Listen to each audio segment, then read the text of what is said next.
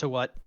League of Legends. I think we're playing League of Legends. I would assume it's Stoneplate first. Maybe if he is looking for a little more team fight centric, he might go for something like a Zeke's Convergence, so he can power up the solution a little bit more, gets the mana, gets the CDR. Tarek likes that. But if he's looking for just being, a true frontline, there's nothing is better in the game right now. One item to make you into a true frontline than Stoneplate. So, opinions on Stoneplate into Iceborne for Tarek. Getting that sweet, sweet, sweet AoE peel. Yeah, I wonder if Tarek, like, I could see worlds where if Tarek gets ahead, he could go for an Iceborne Gauntlet, which does get upgraded by Ornn late game, but he would probably be the last one to get an upgrade. So I don't think that would be the best route. I think Stoneplate or Zeke's Conversion would be better, and then maybe getting something cheaper that gets upgraded by Ornn, like a Locket later in the game. We are ready, I believe. We are 100%. And Locket would definitely help this game with the AoE from Katarina, the poke. Okay. Interface. Be ready to fast forward. Oh boy, you know it.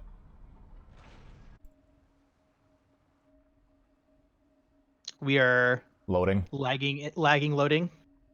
Sorry about this. Riot servers have been small indie company all day. Yeah, for spectators especially. Yeah, it looks like I'm caught up. Nothing surprising coming out of these junglers for items. Actually, I lied. Refillable on Lee Sin. I don't know about that. No, refillable is fine. If you cut the camps and start W, I'm not a good Lee Sin, but I recently played him just to try him out. Mm-hmm. Like, yeah, he stays relatively healthy, especially if he does like a quick level 3 doing the 2 buffs in a Gromp. Mm-hmm. All right, so we are looking to see a nice defensive setup from this red side on bottom try. Yeah, bottom try brush. Now we are seeing a 4-in-1 split. Yeah, Ornn standing on a 5-in-1. Right, there's a Yuumi. Yep. Wait, no, where's the other guy? Yeah, Mordek has his top. So this is 4 and 5.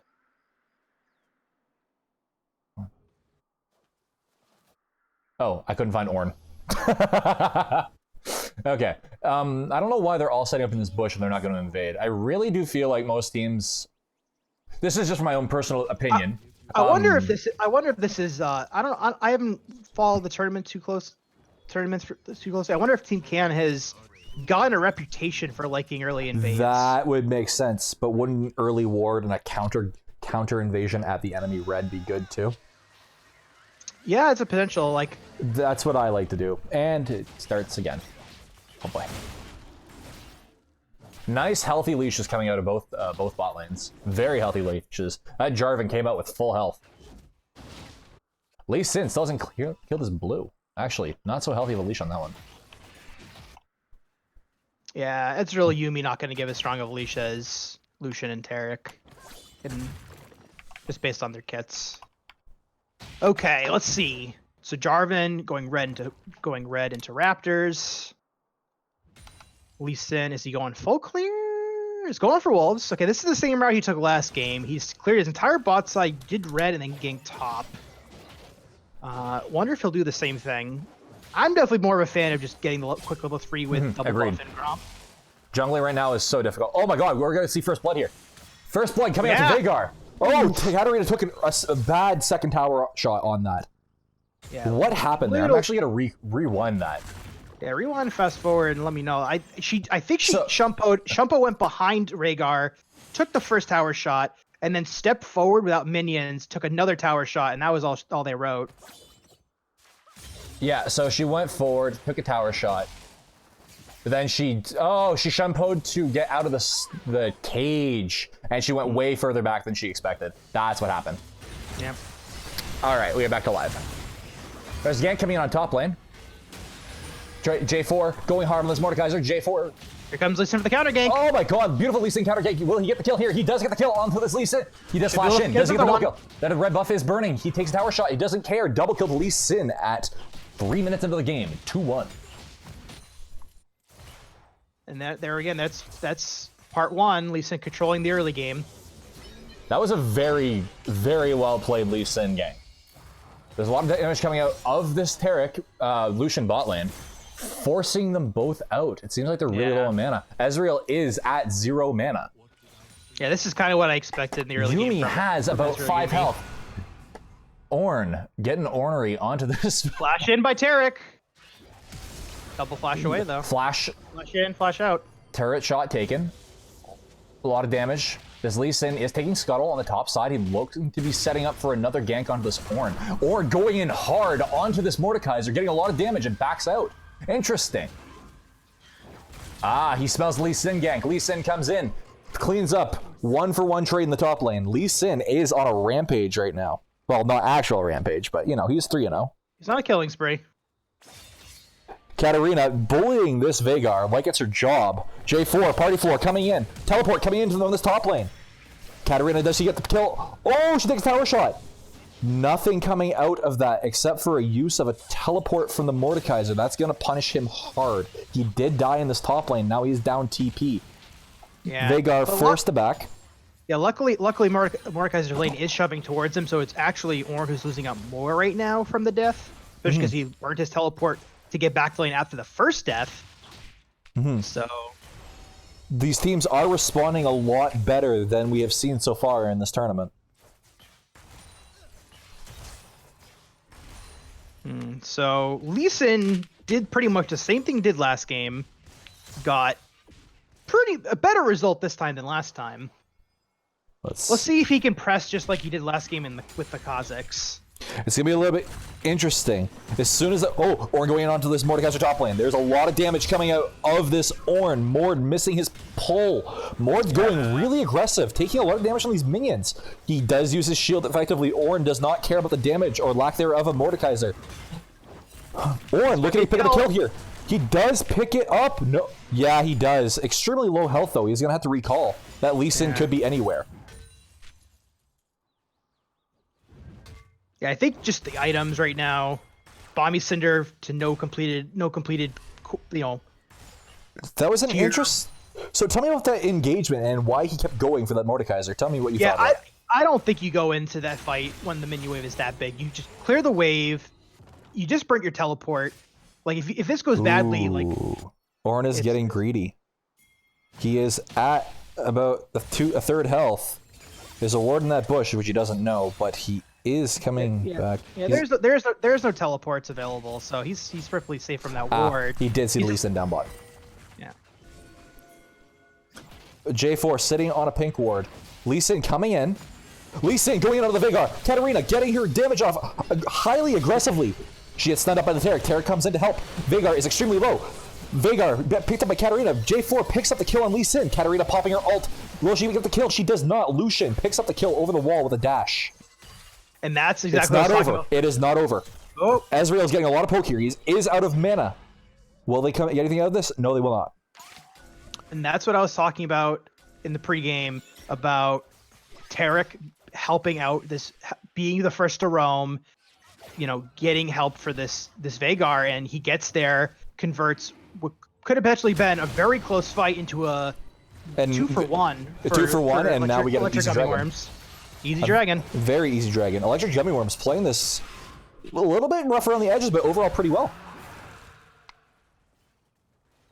Now, interesting itemization, Lee Sin going for a Tiamat, probably indicating that he wants to press his lead through farming. Unless he's looking to dive or do a lot of damage with these waves cleared, so that we can land the Qs. Yeah, typically you see Tiamat when you're going to go for hard farming strategy with this Mordekaiser not playing as confidently and as well as he was on the Maokai.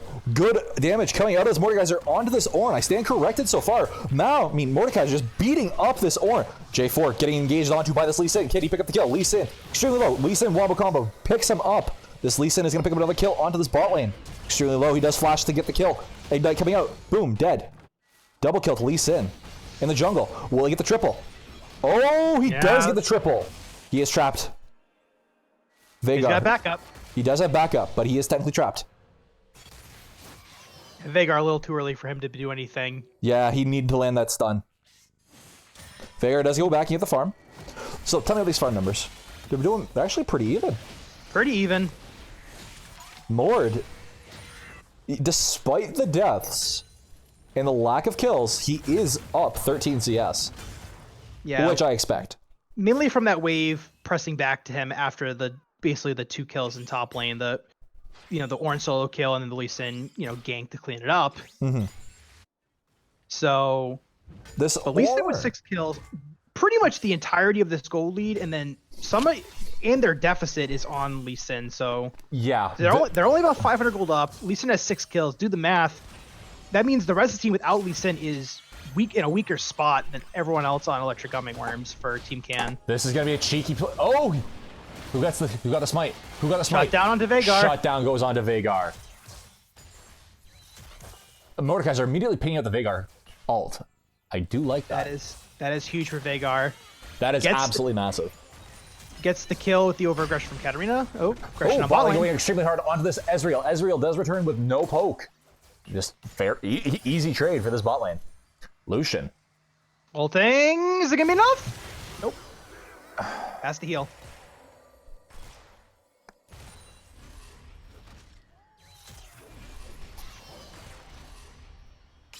Looks like they're setting up for Scuttle. J4 is doing Scuttle actually. It's about half health. Solo Scuttle. Scuttle's not nearly as dangerous as it used to be, is it? Katarina going in under this Veigar, doing extreme amounts of damage. Veigar backing out. Did he use Flash? He did use Flash. He immediately used Flash, and his teleport is down. So he teleported into lane, and Cat just pushed him right out. That is rough. They're going to have some action in top lane. Mordekaiser just going hard onto this Mount. Ornn, wrong one. Going in extremely aggressively. Lee Sin missing his Q. Oh my god, this fight is huge. Nope. Double kill. Going to Lee Sin. Yeah, Lee Sin too strong with the Tiamat, with the Warrior. And Mordekaiser's AoE. And the slightly magical boots. I love it. I really like that on junglers right now.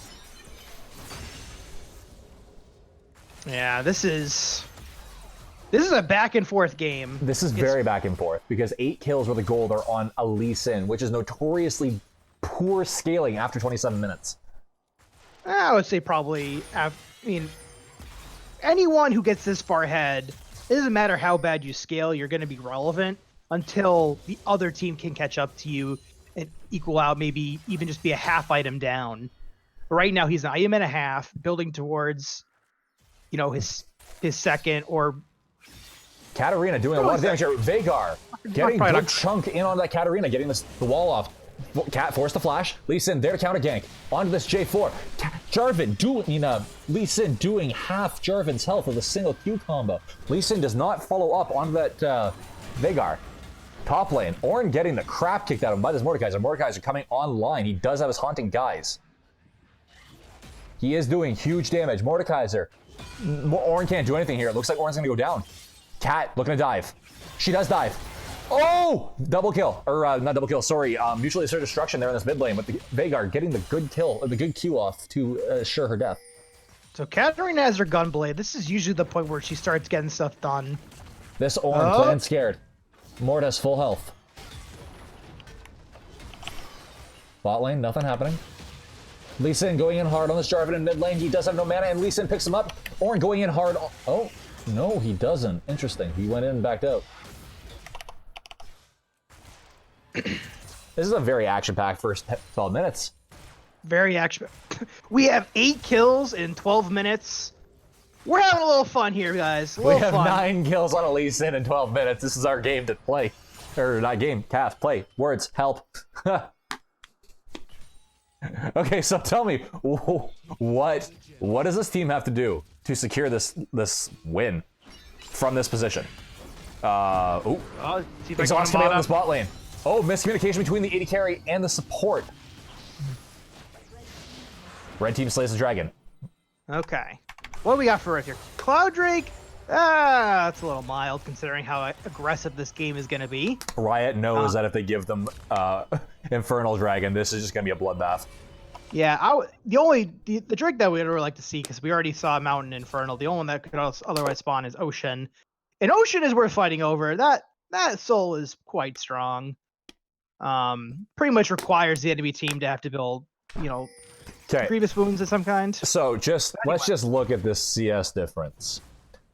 The Lee Sin versus the solo laners. Yeah, I'm gonna take a look at gold here. Lee Sin's got almost 7,000. The closest person on the enemy team is Veigar with 5,000. Oh my god, Lee Sin is... Oh my god, here we go. Top lane. Diving in hard. Is this J4? Mordekaiser does not give a shit about the J4. He is going in hard. Ornn combo. Does a lot of damage. He's gone. Looks like he's gonna pop, and he does.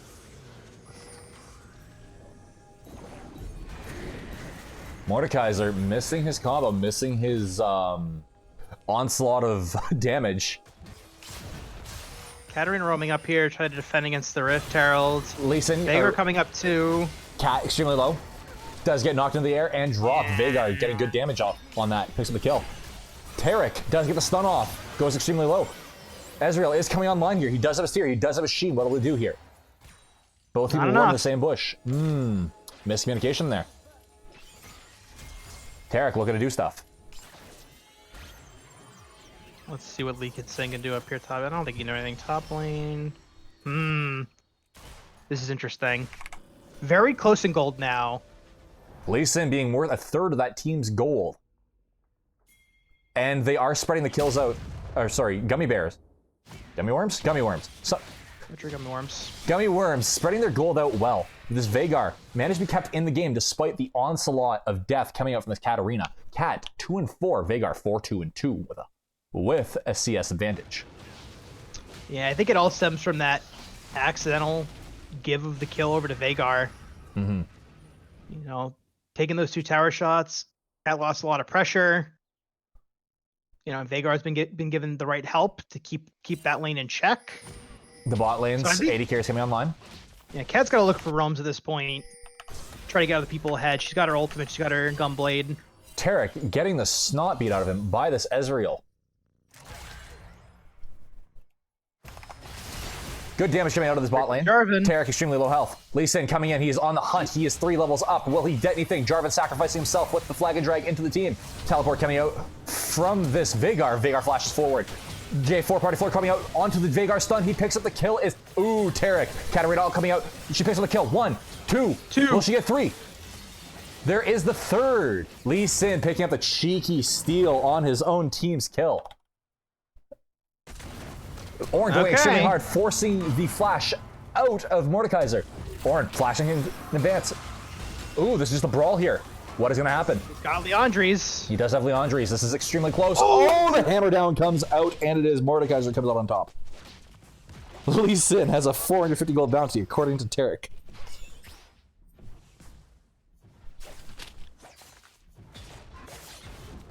Let's see here. So this is so back and forth that this is fun. I don't feel like any team has a true advantage. I think I'm gonna disagree with that. I think that Gummy Worms has the advantage due to the fact that Lee Sin has all the gold and Lee Sin is not scaling nearly as well as he needs to. You do have to take into consideration that Katarina just got 2 kills and Lee Sin just. Okay, never mind. So that just pushed. Oh my god, J4 coming in. Onto Mordekaiser. Mord looks like he's doing a lot of damage. Who's going to turn this? Will he turn it? It looks like he's going to turn it onto this. J4, he does flash. I don't think it's enough. Oh! Oh my god. His passive came up and he bonks him on the head and he gets the kill. My client had stuttered there. Sorry about that. Chat gets the kill and saves Lee Sin. Oh. I didn't even see that come up. What's going to happen bot lane? There is a fight bot lane. A lot of damage coming out onto this Ezreal. Ornn. Oh shit, Lee Sin. On the hunt. Extremely low health. He's low. Does have blue. Misses his Q. Misses the Q. Ornn. Gonna die here. Looks like it. Ezreal out missing. No. No, it doesn't. It does. It's Derek. Poke coming in from the Yumi. This tower's gonna go down. Jarvan's gonna trade with the Scuttle Air though. Is that worth it? Rift Herald. Yeah, that too. It scuttles. It's a big scuttle. I'll pretend that that's right for now. So the reason why I said at the time that I felt there was an advantage is that the scaler on Electric Gumming Worms Veigar had was ahead. the early game, like Snowballer, outside of Lee Sin, hadn't gotten ahead for Team Can. Mm-hmm. And Ezreal really hadn't come online yet. He's still not online yet. Let's take a look on his Manamune. He has his only item. Only 270 stacks out of 750 on the Manamune, so he's going to take a little while to get online. Taking down the mid lane turret. This does open up the map. Red team does slay the dragon. That is a Cloud? Cloud. So that's 10% ultimate CDR. Oh god, no. So what could be best really good scenario for Team Can is if they can pick up Cloud Soul, it's really good on Katarina. It is ridiculous. She gets 1 kill, maybe 2, and and if she has any CDR, she's gonna get the reset. I'm going to pause you for a second. Look at what Lee Sin just completed. Black Cleaver. And a BF sword. And a BF sword. Yeah, it's going for Guardian Angel. Pretty standard. Good damage coming out of this J4 Ornn combo. Out of this Mordekaiser. My client is completely frozen. Excellent damage coming out. Mordekaiser does not care. Will he pick up the double kill? He misses his combo. Ooh, he does hit the drag though. He is going to pick up the Lee Sin, the J4. Lee Sin's coming to clean this up. Lee Sin. Oh, the BM. Oh, the BM. Okay, as you were saying before, I so rudely cut you off, but I just had to point that out. Yeah, BF Sword's going into Guardian Angel, BF Sword, Cloth, Chain Vest, Stopwatch, you got yourself a GA. So he's going pretty standard build from Lisa in there. Mm-hmm. So he is sitting on the Tiamat. He did not turn that into a Hydra or a Titanic. Or it is 2 Hydras. Ravenous and Titanic. Yeah. I'm gonna say this game is on a timer for for Electric Gummy Worms at this point. When Ezreal comes online, when he has his Manamune upgrade to Mermana. Katarina going in with the ultimate. She does ignite. She gets the combo. Yep. Who's gonna die? Katarina picks up the kill. Does flash the mastery and does get with her life. Fast forward. I am fast forwarded. Oh jeez. Yeah, that was a rough game. So I feel like once Ezreal comes online, which is basically when Manamune transforms to Muramana, I don't know if Electric Gummy Worms will come back with the Katarina out with 7 kills, Lee Sin with 12. Lee Sin missing his Q. Has already hit his 2 core items with the, oh my god, I'm blanking right now. It's okay. The Leandre's Torment and the Rylai's. A lot of damage coming out of this Ezreal. Lee Sin going in onto J4, nothing coming out of it.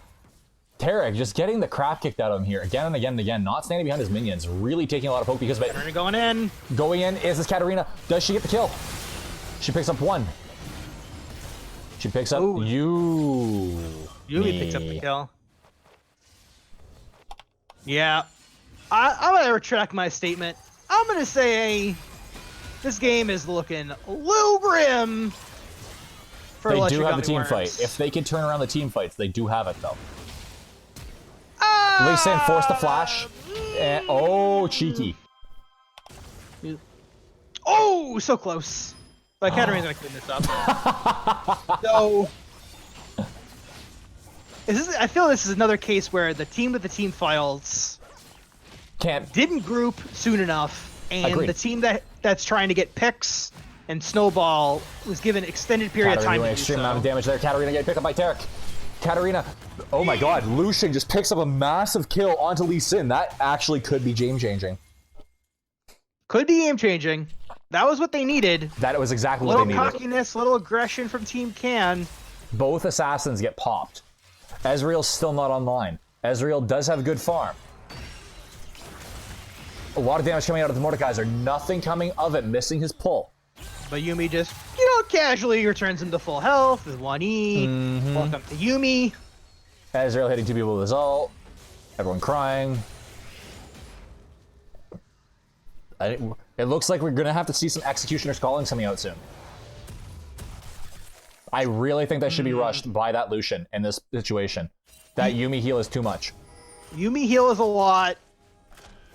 Mordekaiser exists. Lee Sin exists. They definitely need that Executioners in this situation. That is 4 healers. That is 4 healers on this team.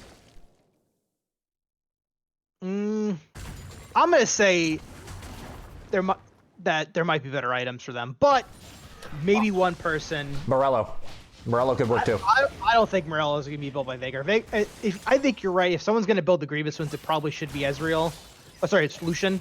Ooh, Veigar playing really aggressive here. Really aggressive there. Stupidly aggressive there. Is Katarina get out of this? Oh, the fast feet! Oh! Katarina ulting Not in this damage. fight. Lucian missing his... he missed his ult. Cat playing this rather well mechanically, but getting a little bit cocky. Now let's take a look at Katarina's ultimate cooldown. So with 2 Cloud Drakes, no CDR picked up, 44 seconds. They are up 9 kills and 7k gold. Yeah.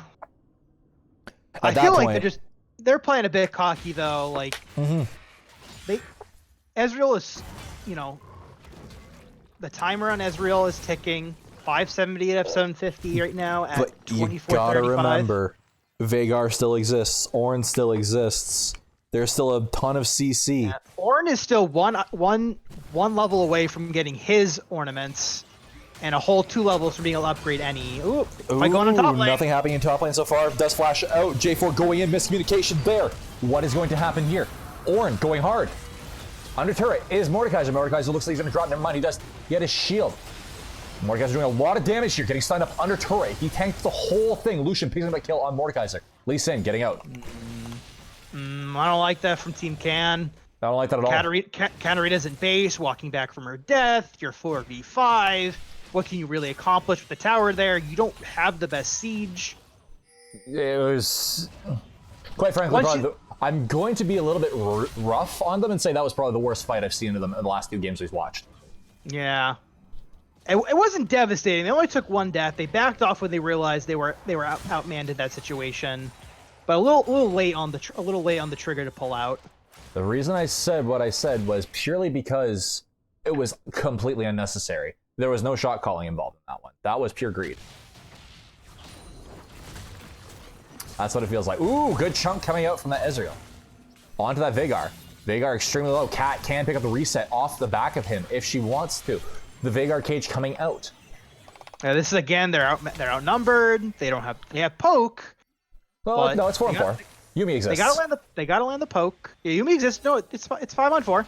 5 on 4. There's 5 members of blue for Electric Gummy Worms here. That is good for this team. Mordekaiser looking to run it down. Literally run it down mid to take the turret. Yeah, I would like to see Mordekaiser go top and really force a split push. They do have 2 teleports on the side. It looks like he's going to do exactly that. That turret's going to go down. That's 2 waves pushing. That is a 3-lane push being set up here by this Mordekaiser. Yeah, Mordekaiser really should head up. That is a giant wave. He can shove that wave into tower and easily take that top inner. But no one's rotating up there. Let's see. They're kind of shifting towards mid. Lee Sin's gonna go up there, but it might be a little too late. This is when you need to play defensive 1v1 and keep those lanes pushing. You need to do that. There's not much they can do in this situation. Interesting that he didn't give that to Yumi for the mana regen. She's got Ard Sensor and Athenians. I don't think it's and she's got Shard. So I don't know if mana has 40%. Hey, energy regen's nice. I'm just gonna say that. you know, the greed. Lee Sin. Oh my god, this team not even realizing the Baron's going off. Forcing the Baron. They cleared out vision. They do this pretty quick. They do this fairly quickly though. Ezreal doesn't have a lot of percent health damage here. They are spotted out. They are stuck in the pit. Ornn coming out. Ornn missing, not getting anything from it. The Yumi ult does stop a dive. Yumi, Katarina gets dropped by Veigar. Here comes the Terracol. Terracol doing great work there. Forcing out the, oh my god. Lee Sin's Guardian Angel goes down. Yumi picks up a kill onto Lucian. That is bad. The Baron doing a lot of damage here. Baron's low. Baron is the king of this pit. Veigar picks up a kill on Baron. Lee Sin gets dropped. And Mordecai, this was a sloppy fight. Ornn, can he get out? Can he get out? If he can keep the Baron, they can keep this lane pushed. Yumi exists. This might be a slow rundown. Actually, no, this is good. The longer he runs them away, the less they're taking the base and his team's respawning. Yeah. Lucian comes up in 14. 10, sorry. Up in 10. That was a complete waste of red team's time. 5 now. That was a good play by Ornn to run that way. So, 2 kills and Baron for 5 deaths. But Honestly, no that's worth when you're trading even. Yeah, when you're behind, that's definitely fine. Definitely fine, especially because no other objectives are taken. It's just a matter of if they're going to be in position now to defend Soul. Doesn't look like it. Katarina is top though. On the plus side, they weren't 3-0'd on wards, or on not wards, the other one, minions. They weren't 3-lane pushed in. They do have a dragon available to them. They had not lost anything from that. Mordekaiser being really distracting in the bot lane. Very distracting. Go down. Oh, Lucian does see them out, does spot them out with this jungle thing. Does he get the pill? He doesn't. Lee Sin gets the Cloud Soul again. That's 30% CD. Oh my god. 30% ultimate CDR and 10% Flag and drag speed. coming out. Does he get the kill? He does not. Yumi, cheeky Yumi. Tarek out coming out here. Onto this Tarek. Tarek's dead. Tarek's very dead. Ornn using his ult. Henria, no. A little late. No. Yep. That's a Katarina. That's a Katarina doing Katarina things. Katarina threatening dangerously onto this Lucian. Ornn really been not that direct to the CC this game. And Katarina just cleans house. Yeah, this is looking like game. That is the fat lady right there. Oh my god. Ornn turning something? Does he get her? No, not If he could have turned that, he had to get that CC combo. But he used his ult needlessly earlier. That's 1 turret, that's 2 turret, that's Nexus, that's game. Man, I fell really far behind at the end there. What the hell? Yeah, so did I. I fell behind 20 seconds. That was really weird. I didn't even see my game lag. Yeah, nor did I. I just I hit equals and just gone. The game ended. Jeez. So, I mean, that was looking up until I feel like we've seen Team Can's comfort zone over these 2 games, like playing for the snowbally mid and jungle, letting the other lanes, play like a more ancillary role, whether it's a tank or scaling. This top lane being able to go into such abysmal matchups and slug it out so well is letting this team just open up all its picks and its map strategy. Yeah. Mordekaiser does struggle into Ornn a little bit early game. I feel like with the nerf, like it seemed like Mordekaiser came online a little earlier against Ornn. Mm-hmm, The Eagles trade a little bit sooner. And then once he gets Leandries, it's kind of hard for Ornn to really do much. He really, really needs his Spectres early against him. So Ornn's gonna always go Abyssal Mask because he does get the Ornn upgrade, which gives him 100 magic resist, 750 health, and he loves the CDR. That's to me that sounds like a situation where you have an optimal item versus your big item. Yeah, I mean, it's so hard to pass that up. And I know. It's so cost efficient. 3,000 gold after with the upgrade. It's equivalent of this massive gold efficient. I don't know the exact math on it, but it is really gold efficient, really powerful. Spectres negating almost every single tick of his dot though. You could consider Spectre's Cowl into an adaptive helm. I think the adaptive helm would have been the smarter buy once he came online. But with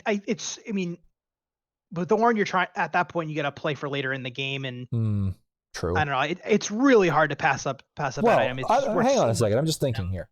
Ezreal, Katarina, and Mordekaiser. All 3 of them would benefit from adaptive helm defense.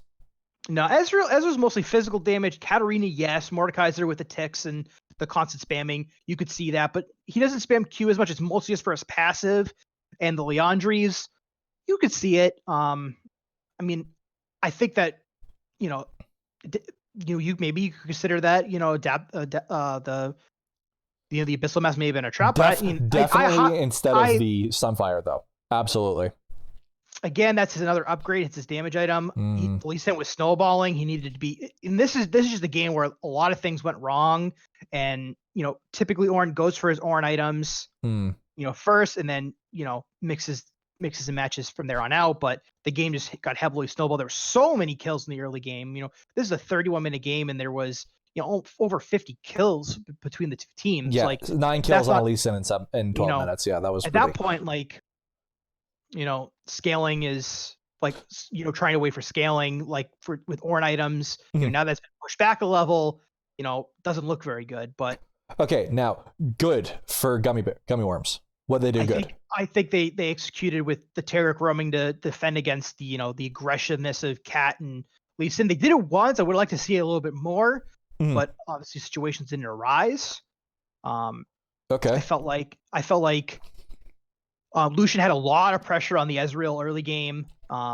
He really put him in a tight spot. Yeah. Put him in a tight spot. Taric, Lucian did what they were supposed to do. And I think Veigar, being in a really rough matchup, played it as best he could in the early game, and he traded the kill. He had a couple kill lead on Katarina early game. It just Katarina roamed, got those 2 kills bot lane, and then from there on out, it was just the Katarina and Lee Sin show. Yeah. Okay. So the bad. What do they do bad? So I think Vision. I think it was potentially around Vision, but I think the big flashing red light was when the game was close. It was about 2,000-3,000 gold lead for Team Can. They didn't group around their team fight ults before the game was going to inevitably be snowballed by being spread out and letting Katarina do her thing. So had released to do her thing. So I think they should have grouped earlier. That was the biggest flaw of this game for Electric Gummy Worms. Okay, now the ugly. I'm gonna say sitting on their hands once they fell behind. Yeah, that's basically sitting around talking about grouping and making a play with your ults when you have them. The Taric ulti, the Jarvan ulti, the Ornn ulti. Okay, so now for Team Can, the good. Yeah, I think it was just you're bad. The character, the player. Yeah, you're bad. Got snowballed. The Katarina, like, even though she stumbled, 12, 4, 13, 300, 250 CS, 16k gold at 31 minutes. Yeah. He was the good of that game. I think their bot lane absorbed pressure, only 2 deaths, throughout, even though they were super pressured. Yuumi didn't die until the very end. Yeah. Oh, really? It didn't die until the very end. Yeah. Geez. So yeah. She died, I think, after the Baron fight. Okay. Yeah. So yeah, I mean, Team Can, like, they seem to have a game plan. They execute on it. Okay, so the bad. What did they do bad? I think their over aggression could bite them in the butt if they continue on this path. And yeah. Like, there was a couple times where they gave up big shutdowns, like Katarina diving the tower. Like, she could have Shumpo. I think she should have been able to Shumpo out instead of Shumpoing onto Veigar and taking the turret shot. And then additionally walking forward again. I don't think that was necessarily aggression, but maybe a misclick. Those things happen. Yep. But it started from the aggressive Shumpo in. And I think maybe. Oh, sorry. Yeah. Go ahead. And I think the ugly of that game for them was their cockiness starting to throw them the game. Yeah, I think the game was mostly in hand at that point. I don't think they really could lose from that position. But against teams that are better executing, that could be a problem. But I don't think Electric Gummy Worms is really executing on their comp towards the mid to late game properly. I do think against a more tight team in terms of shot calling, though, the Katarina Lee Sin dying at the same time and losing the GA, that was 2,000 gold minimum going over in terms of shutdowns alone. And then there was the couple times where the time in top lane where they were 4v5 and Mordekaiser tower dove. Tower dove for 20 seconds. Yeah. Let us not dismiss the length of time. Okay. I think that's enough I think that's pretty much covers this game. I think we're actually already invited to the next game, so let's jump into that lobby. Yeah. Game lobby is full. I Damn. can't join it. I cannot join it either. It's your fault. Definitely my fault. Always your Always, it's always my fault. You know, blame Fozz. You know, he ran it down. fault. He ran it down the Spectate client.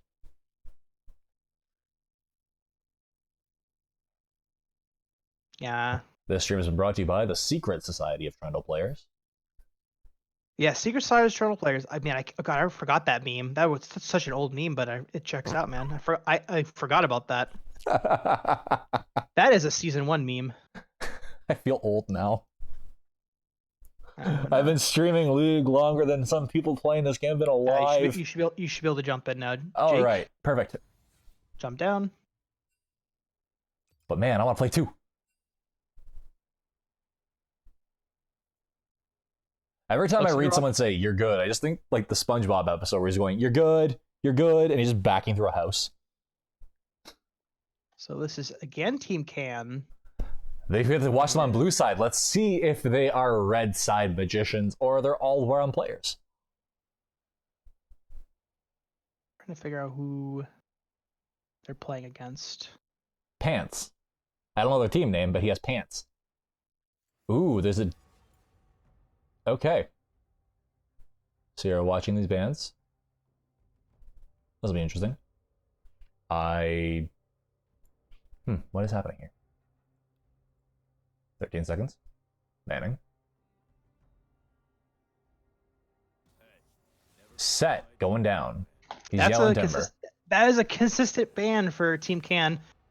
Yeah, another Cassidy throw at them. Is it worth it, though? Because he's proven, if it's the top lane pick, he's proven that he can play into any bad matchup. They ban Ornn. Oh, interesting. Raka I'm very interested by that Soraka ban because we just saw Team Can not pick it in first rotation last time. So they don't really hold a high priority on Soraka. Wasn't she just nerfed as well? And I mean, and she's nerfed, so like, but I can understand like not wanting to give a Soraka main Soraka if you don't like being if you don't like being silenced all game. Silence all game, global presence. Support purpose. Ah, damn. I love watching Arugula get banned. And Mordekaiser. So yeah, that's fair. Wait, no. They put a high priority. Oh, the Volibear. Okay, I love it. Here we go. I wonder where this is going. Right. Are we fired up and ready to swerve? Don't see what's drink. Don't lock it. Don't do it. I'm curious where this Volibear is going. That's gonna be support volley. Watch, he's gonna use that bite to execute things, and he's gonna have a support 80 carry. We're breaking out the season 2 bronze strats here. Alawi. Fucking here we go, Illinois, baby. Illinois and Kaisa. Illinois and Kaisa. Okay. Wait a minute, is this a different jungler for Team Can? Because this is not your bad. Unless this is just like my end? No, it's definitely a different person. Unless he changed his name in the last 5 minutes for fun. Okay. Vi. Here comes So Vi. that's a Volibear top, unless there's just like a cheesy Volibear support pick. Okay, you know what we need? To play Here Comes Vi. Okay. This is interesting.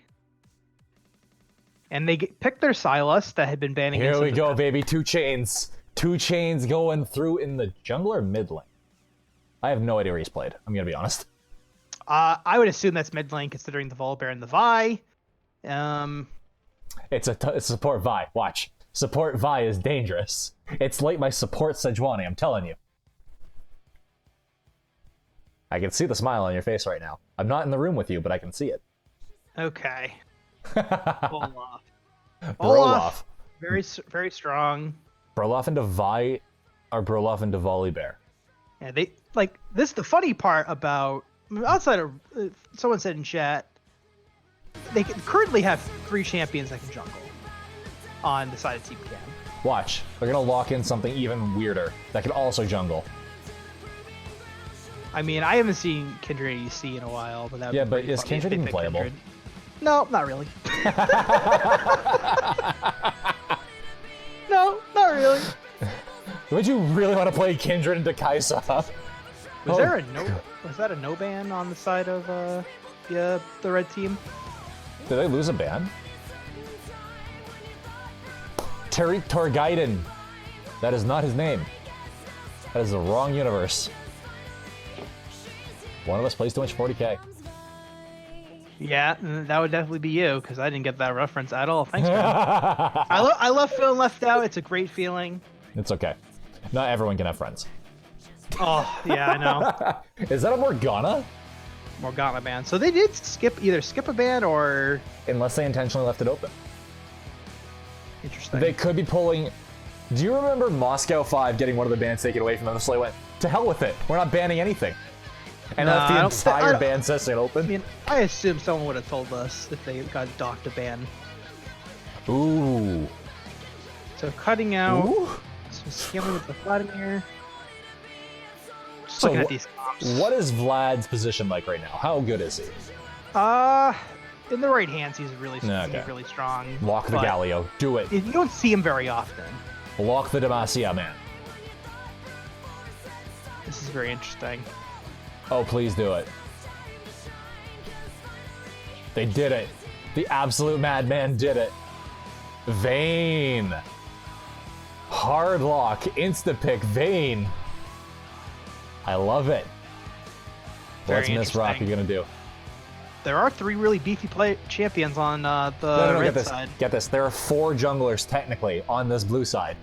No, you're stretching it with the Vayne. You're stretching that. That's a stretch. Is Vayne no longer viable in the jungle? Someone in chat said I lost a Vayne jungle recently.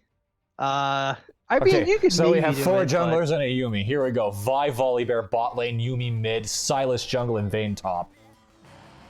I mean, this is interesting. If that team comp comes out, I'm gonna shit. This could be Vayne top, and like, because we have seen in the past Yuumi with bruisers. Nautilus And Yuumi's Kaisa, with I would melee not character. want to play Vayne into that. I would actually lane swap that. No, you can't lane swap, dude. No. Like swap think AD it's a- carry with the top lane. No, you're not gonna do that. Gotta do it. Gotta do it. No. Gotta do it. So you could put Vayne top, but who do you put in the bot lane? You could put Silas, but then Volibear, I'm telling you. Volibear with the Yuumi. Oh my god, it's instant murder. I mean, that is some level 6 shenanigans. Dude, that is Yeah. level 2 shenanigans. What are you talking about? He has 800 health at level 2. So, no. So these are some just a mission. We got 3 minutes to talk about. Okay, yeah, we do have 3 minutes. Okay, so So- let's get serious now. So tell me, Blue- Team Can. so they are once again looking for picks, like they prefer to do. Looking for picks with the Silas, the Vibe, Volibear running people down, Vayne. They're breaking the game down to simple parts and making it easy for themselves. Yep. Pretty similar to what they did in the past couple games. And then on the red side, Alawi, Olaf, Galio, Kaisa, Nautilus. I mean, Alawi is really good into teams that want to go aggressive into you. She's not good at chasing people down, but this is, Volibear runs in, Vi runs in, Silas runs in, Vayne is short range. Okay, now the other question is, who rushes the Executioner's calling? Which team rushes it first? Who gets the healing reduction for Alawi? It's No, God. Olaf. Olaf, I think it's more Alawi. Olaf does have healing, but a lot of his damage is coming from his axes, his true damage, not necessarily his autos. So I feel like are going to need healing reduction. Both teams are going to need healing reduction with that Yuumi on the board. Yeah, Yuumi and Volibear. Yuumi, Volibear, and the shields coming out. You gotta stop some of it. I just want to say this. I really feel like the Galio is out of place here. I do too. I absolutely agree. I feel like if that was a Syndra or maybe even Ari or an assassin, like it would make more sense to me. Obviously, they knew that it was into Silas. Remember correctly? Yeah. Now the question is, I just feel like Galio is just like is the Galio part of a 2-man roam squad with Nautilus? that could be the case. I just feel like it also could be used for if they engage. They have it is really good in counter, so maybe they're planning for counter engage. But then the Nautilus feels off. Counter engage relies heavily on communication, though. But Taric was banned, and I think Taric would be the better pick if they were looking for more disengage as far as a tanky frontline option. I honestly like the Nautilus pick. I wouldn't change that for the world. So I think for Team Can, they're playing to their strengths again. They're looking for early snowball with the Vine Silas, let Volibear and the Vayne Yumi do their thing. Maybe get the Volibear, an early gank at most. And then Olaf, I think Olaf has similar goals in mind. He is a very snowbally champion as well, so it's good to see fire on fire here from the red side. If that's a Vi jungle into that Olaf, that is going to be the bloodiest jungle matchup we've seen today. Yeah. Because Vi does not take anything from Olaf. She takes no shit from him. Yeah. Olaf... I mean, in a vacuum, I feel Olaf is a stronger champion than Vi. I think in the 1v1, though, Vi is better early. She has higher chunk. And the attack speed steroid. Pre-6, I give it to Vi. Post-6, I give it to Olaf. Yeah, post-6, I mean, it really depends on the context of the fight. Like, who has more health, what items do they have? If ults are up, post-6, Olaf wins. If it's pre-6, Vi is going to beat him into the down due to our high base damage on her abilities. Yeah. I don't know. Maybe with Halo Blades, that kind of changes my opinion. Maybe Vi has a little bit more ability to proc that 3-hit faster. Olaf that is her whole kit. Stack up his Conqueror. That is absolutely her whole kit, is hitting 3 times a W. So, battle of no teleports on the side of Team Can with the battle of double teleport. What we really need, right, is someone to break out the Mad Clairvoyance. Bring it back to Season 2. Well, Clairvoyance is not available, so... Not by my choice. Gonna have to wait until Riot adds that back in. Oh my god, please bring back Garrison and Clairvoyance. I'll pay you. So, you remember Fortify? I try to forget Fortify. I had a thought recently. I'm like, I wonder that, like, considering how the game has changed, especially with turret plating, I think that Fortify, if it came back, with obviously a change, because it was super wonky what it did off cooldown, what it didn't do on cooldown. I honestly think that Clairvoyance and Fortify it might be a support summoner in some matchups. You know what else should come back? Surge. No Surge. I think Fortify would be interesting to bring back. I think Surge coming back would make Diana the strongest character in the goddamn game. Yeah, Surge. I don't think Surge. I mean, I feel like there's. Bring back the top lane Surge. Anyway, Rumble. Invasion we are in the game. Ooh, Invasion PM. coming out. Just, you know what? They did say that you did say that they were possibly expecting this team to do it, and they are. They are invading on this blue side. Yep. Team Can. I feel like they've gotten a reputation for invading, which is why people set up for counter invades. What is this setup? There is no defense whatsoever for this team. Olaf is going to get absolutely annihilated here. This is like dangling a kitten over an alligator pit. This is just cue the Jaws music, ladies and gentlemen. Cue the Jaws music. Dun dun. Dun dun. Oh, we have a DC. Oh, they're gonna have a pause. Oh no, you're connected. Dun dun. Dun dun. And Olaf. Oh, they go in. They did not commit nearly as hard as I thought they would have. I guess they wanted to blue buff more. I feel like they could have let that drag out a little bit longer, but I guess they really wanted the blue buff, and Silas wants to get the lane. Honestly, it actually causes more damage to the Olaf that he's not dead. Because he now has no health, and he has to choose between going back, and you did see him hesitate. Yeah. Look at his leash. He's going to 2 minutes. He's going to get level 2 off this with the jungle XP, but Olaf without blue, even with Talisman, is just... miserable. Throw the monk S's in chat, ladies and gentlemen. This is that kind of game for Olaf. Illinois versus the man, the myth, the bear. Oh wait, legend. Oh, I can't wait to see this. I just waited for Volley to hit that level 2 and just go absolutely ham in the top lane. And there's the pause. Oh, he's another lagging DC. top lane. I mean, we're lagging too. I have lagged 5 times already, and it's 2 minutes in. So, what does Olaf do here? Doesn't have blue. He has to clear. At this point, he cleared his wolves, so he has to clear. I think red buff will get him level 3. And he has the worst possible thing to lose blue too. He does not have a machete. He has the other thing. Yeah, he has talisman, but you look at him right now. He cleared 2 camps. You'd like to thank your fans watching right now? I too would like to thank my old fans that aren't watching right now. How many people we got in the stream right now? That's a good question. People watching on my stream.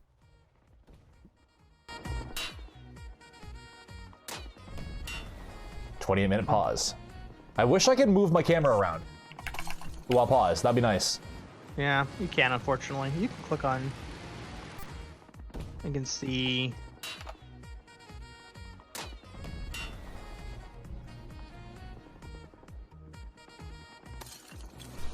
Yeah, we're gonna have to wait this out. Yeah. Oh, in the meantime.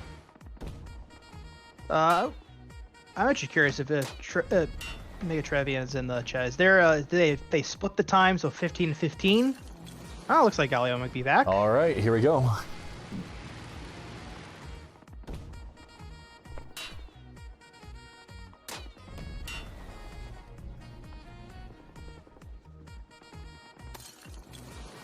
And no, still not paused. It's probably loading in. Probably loading in. So, what do you think of the relic shield on that Nautilus? Pretty standard. You do most of your damage with your abilities.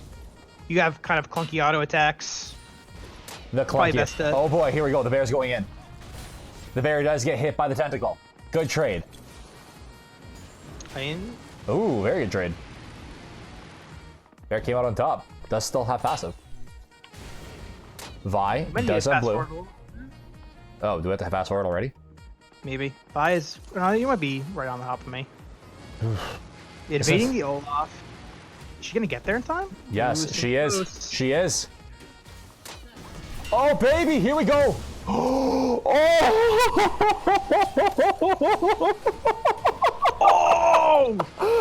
I could not call that. I was just laughing too goddamn hard. I'm sorry. Okay, so what happened there? I'm gonna rewind that. So basically what happened is Vi came in with full health. Olaf has about 12 health remaining. He smites the red buff, gets the heal for it, kills the red buff, kites her into a bush, gets 4 autos off onto her, gets her down to the same health, and then just kills her outright. Yeah. Olaf turned that like a boss. Yeah, once he got the red buff. It was all she wrote. Yeah. And he got his Conqueror stacked up, yeah. That was... And now Olaf's full health. Why doesn't he go invade? Oh my god, yeah, I mean, he could invade here. He should invade here. The lanes are pushed. Interesting. It's the safer play, to be fair. It is the safer play. He has a lot of gold. He's able to get boots up a longsword. So... Not much coming out of this bot lane. Just the standard, very, and I do mean very interactive, Yuumi Ezreal lane. Okay. Good damage coming out of Sylas. On to Galio. It's not often that you see a double melee mid lane. You see it more and more these days. You know, with so many different picks. Oh my goodness, what is this Volibear doing to this Alawi? Oh my goodness, that's filthy. Let the storm follow in my wake. Yeah. Pretty sure Volibear could say it better himself. Here comes Vi. The song? Vi getting good damage out on this Galio in the mid lane. Sorry, I'm not casting these ganks because my client is lagging like crazy. I keep checking my fast forwarding every few minutes. I'm fast forwarding every 3 seconds at this point. Vi coming around for a loop around. Looks like she's going for the double gank on mid. She's gonna go through the wall. She does. Oh my god. This is gonna turn. No. Vi hesitated to go through the Wraith camp or go through the lane and did not get the dive off because of it. Off? No, not quite. That's unfortunate. Vi misplayed that with her clicking in the jungle. She misdecided where she wanted to go and she did not get the kill. Unfortunate. So what's happening in this bot lane? Nautilus missing the hook. Does have 2 stacks available to him. Farming is super interesting in this lane. Yuumi, thank you. Let's see what the bear is doing. It's got 6 now. Big bear. He's iron tough. Big bear. Got a chest like a rug. He's big bear. And he's just... Not quite. I could have stuck in there for one more auto, and she did. It was the safer play because he has passive picking. And he can just do whatever he wants to her, and she's gone. Yeah, no, Volibear, no. Volibear dives in, flashes, flips. Alawi Yeah, fast forward. heals, and oh, I was recapping. Oh, yeah. That was just... He's got a Bramble Vest now, so that healing's going to be reduced, but... He needs... See, instead of tower diving at level 6 with 2 health, what he needs to do is just spam dance. Okay, now to the bot lane. Mid lane. Mid lane, nothing is happening. Both mid laners are 6. Oh, chains coming out. Ooh, a lot of damage coming in from both mid laners. Good trades coming out. 2 chains, getting good damage. So I feel like at this point it's going to come down to Vi hitting 6 and maybe making a more, guaranteed gank happening for the side of Team Can. We need a Vi. We need a Vi pick because there's no setup for these teams at the moment. Nautilus can't do anything to Ezreal. Vayne? Oh, the player. Or yeah. Sorry, that skin really looks like Ezreal. My mistake. No, it's definitely Vayne. It hurts my brain. Nothing coming out here. Volibear playing extremely aggressively. I am surprised that Olaf is not just camping the hell out of that lane. Olaf on the bot side, getting this dragon. Should be pretty free. Has priority in bot. He is very low, or it is very low health. He is full health. He's going to be slow taking it because of it. Bot lane level 5 versus level 5. Easy red team dragon. Interesting choice because that Vi did not go for that earlier. Vi can also solo a dragon pretty easily. Silas trading? It's a very safe lane so far. 3 kills across and then nothing. No distinct advantages yet. So tell me, what do you think's going to happen? So I feel like Alawi has stabilized this top lane. She has her Ninja Tabby. She has a Kindle Gem. Volley, I don't feel like he can go for any kind of crazy kills anymore like he did in the first few levels. I don't think he needs to, though. Oh my god, Volley's down 11 CS too. Yeah. It feels like he really squandered it, yeah. He really squandered it with that, whoopsie, feeding that shutdown. I'm pretty sure it was a shutdown. Yeah, it was. It was 2 kills. So, feeding that shutdown to Alawi. He picks up the Ninja Tabby, neutralizes him until he's able to pick up an excessive amount of damage, which it looks like he's going now she's doing so much damage. Alawi has way more health than him. She gets the ult out. She does. Yep. Wait, that kills people now? Yeah, that kills people now? Yeah, Team Can not able to find their early aggression right now, and hanging out the Alawi are. And Silas gonna get a kill! He's gonna get one! Can he get 2? No! He dies to the red smites.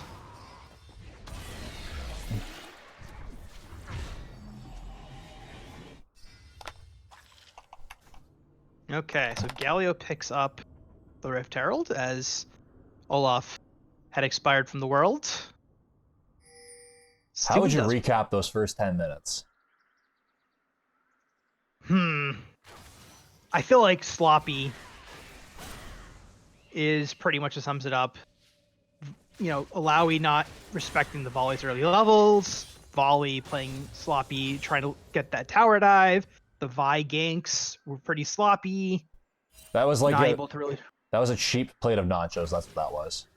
Yeah. No one enjoyed it, and it was altogether just not satisfying. Yeah. And bot lane has been pretty much stable. Nothing crazy happening. Just pretty much farming, some trading going on, but no crazy engages. Vi, power farming your jungle, but maxing Q. Yeah, Q is pretty standard for the CDR. Try to get 2 off, maybe in a gank.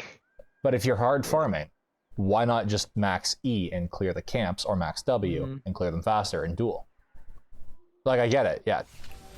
Here we go. Here she comes. Coming in this mid lane. Yeah. Mid lane going extremely low here. Galio, boom! That's why the Q is useful. Yeah, get fast forward, man, a little bit. And that's why you max the Q there. Now, I wonder if Vi's going to go for the solo Q build and go from Warrior into Trinity Force? Or is she going to go for Warrior into like a more standard frontline jungle build like Black Cleaver Sturox? You know, it'll definitely be interesting. You know it's a real fun build on her? You go Tiamat into Iceborne. Yeah, Tiamat's a little late for that. She's already rushed the Warrior, so I highly doubt we're going to see a Tiamat here. Olaf coming in on the top lane.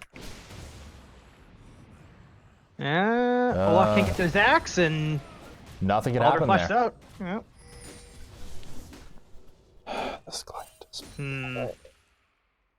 Still relatively close game. It's an extremely tight game. The gold lead is 1.2k for not... Yeah. Oh, wow. In chat, 50 Gaming Community, the Galio stopwatch. That was a little awkward. I wonder if he felt like he needed to dodge something at that point. Volibear going in with his ultimate. I don't think he's going to have the damage. Nope. Not quite. Volibear doing amazing damage here, but unfortunately just not able to top Illinois, even with that Bramble Vest. He did go Tiamat. Galio doing good damage onto the Silas. Silas turning around in kind. Silas extremely low health. Managing to zone him out even while low health. What a heal. Oh my god. 2 Chains coming out with the big swing. Kaisa. Farming.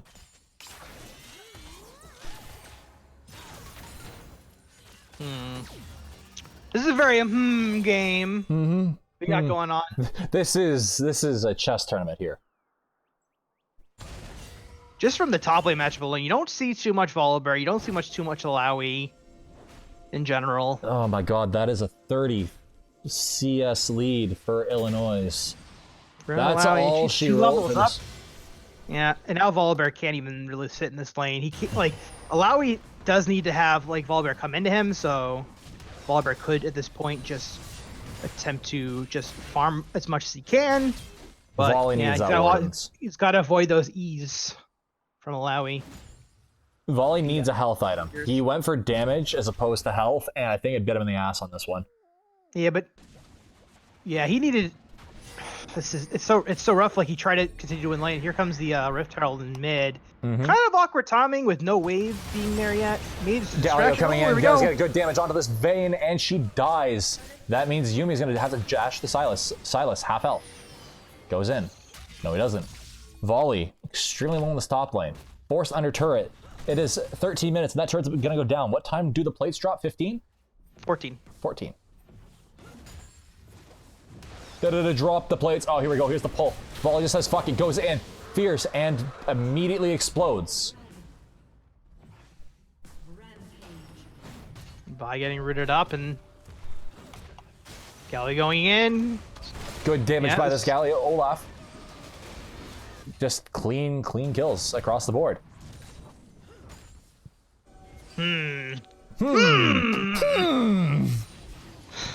So Team Can getting picked apart this game, not their dominant selves. It seems like I don't want to say it yet, but it seems so far like they're not comfortable playing from behind. no, they typically pick the past couple of games we saw them. They pick aggressive snowbally comps. You know, they try to play towards that. I wonder if The different jungler might be helping. the different jungler not having your bad with them. Maybe he's, who they, prefer. I'm not sure why he had to drop out, but you didn't have him to get this early lead, and Vi wasn't able to attain really an early lead even after the invade. This is a very safe game so far. Only one tower down, it seems. Yeah, only one tower down. Volibear. Yeah, right side team. Spreading his build, really thin. Silas going in onto Galio. Galio getting a lot of chunk onto him. Silas not doing anything in return. Galio keeps going forward. Olaf is coming in from behind to gank this Silas. Silas has to get out with his life.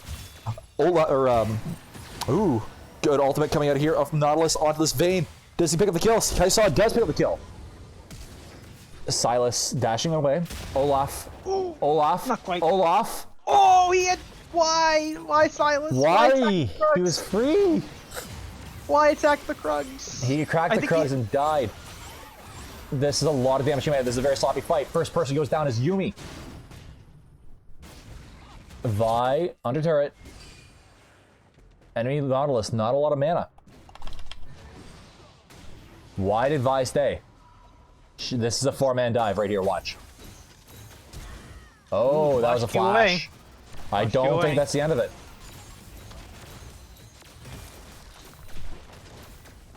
This team, how do you come back from this? Team can. They're gonna have to. Yeah, they're probably gonna have to play around this Vayne and try to get, picks with the Vi and the Silas. But I don't know if there's anyone they can really pick on because they're so far behind. Like, the Alawi's big. If you go into her, she loves that. You don't want to try to pick her off. Olaf has his ultimate. He's got tabbies. He's building towards Black Cleaver. Galio, he's 2, 2, and 6. He's got Protobelt. He's got his E to get away or go in, and it always seems to be 2 people at a time with each other. What strategy would you do in this situation? I think at this point, you really got to start trying to get vision where you can, as team can, try to look for these picks. If you can't, Silas getting onto the Galio. Galio doing good damage in return. Galio beating down the Silas. Silas's heal is huge. Silas keeps going forward. Galio doing a good chunk in return. This is a slugging. This is like watching a top lane fight. Yeah. Except Silas ain't no meatball. No, he ain't no meatball. It really does feel like this team needs to fall back onto a Protect the Kog'Maw comp with this Vayne and just let Silas do his job on the offense. Good preemptive hook for this Nautilus, and Nautilus picks up the... No, Kai'Sa picks up the kill. Good job, Nautilus. Pass that across. Fast forward. Fucking hell. Fast forward immediately freezes. Then fast forward again, man. Good harass coming from this Olaf onto this Yuumi. Nautilus, or Volibear, ulting onto this Illinois. Oh my god, 2-shot. Oh my god. It's like putting puppies in a sack and throwing them in a river at this point. Yeah, I don't think they can deal with this Alawi with their team comp right now. Vayne only has 1 item. Remember how I said it was a race to the healing reduction? Yeah, you might be right. I think at this point, the team that needs to build it is Team Can. Red side, I mean, they can pretty much ignore it because this Volibear is just getting popped. I think this team needs an Shurelius and a Locket. Yeah, some disengage. They need some hard disengage, and they need to go full CLG EU. Oh my god, Silas missing the chains and does die because of it. He could have got a great pick there on Kai'Sa if he couldn't have missed that. Vayne coming in. Kai'Sa's starting to snowball. This is looking dangerous. Vayne, notoriously weak. Oh my god, yes. Good pickup for Vayne. Ult coming out, Galio coming back in. A Volibear teleport, walking in, does running down. Vayne picking up good damage. Oh, Vayne's bolt chasing through the bush, through the trees, picking up the kill. Onto Nautilus. Here comes Vi. Triple kill for Vi. Remember how I said Vayne notoriously weak? They're playing around it. They're playing smart. They realize what they need to do. They need to run down this Olaf like it's his job. Olaf getting some good poke out with these axes. They're not focusing him out. There is a potential smite steal here. Now he backs off. He's gonna shove it down mid. He's gonna shove down this mid lane, shove down this top lane, and go for a 2-lane push. Force this team off from getting anything else other than this dragon. This is dangerous for Vayne. She can't. Yep, smart enough. Backs off. Doesn't go towards the Alawi. She goes towards her with Trinity Force and Black Cleaver. She is one dead Vayne, and that would be a dead Yuumi as well. I don't even think she'd have to do her full combo. No, because she was 2-shotting the Volibear. Ooh, that Illinois just sitting there. Do it, please, please. Gotta wait for someone to come towards her. Oh, that's a dead man. Naughty, naughty. Ult coming out of the vein. Does not get the hook. Ooh, pulled into the turret. Oliver. Illinois ult coming out. She's not getting the reset. She's not getting the autos. No, it does not come out. Boom, there it comes. A little bit late. Vayne picking up 2 more kills. Vayne now back in the game. Vayne is firmly in the driver's seat back-to-back for this over team can. Back-to-back over aggression from Red. Is this gonna be a kill on Olaf? No, he flashed out. Good damage on this Vayne. Vayne extremely low. Oh, Kaisa misclicks, misplays, and this is Vayne's game to lose.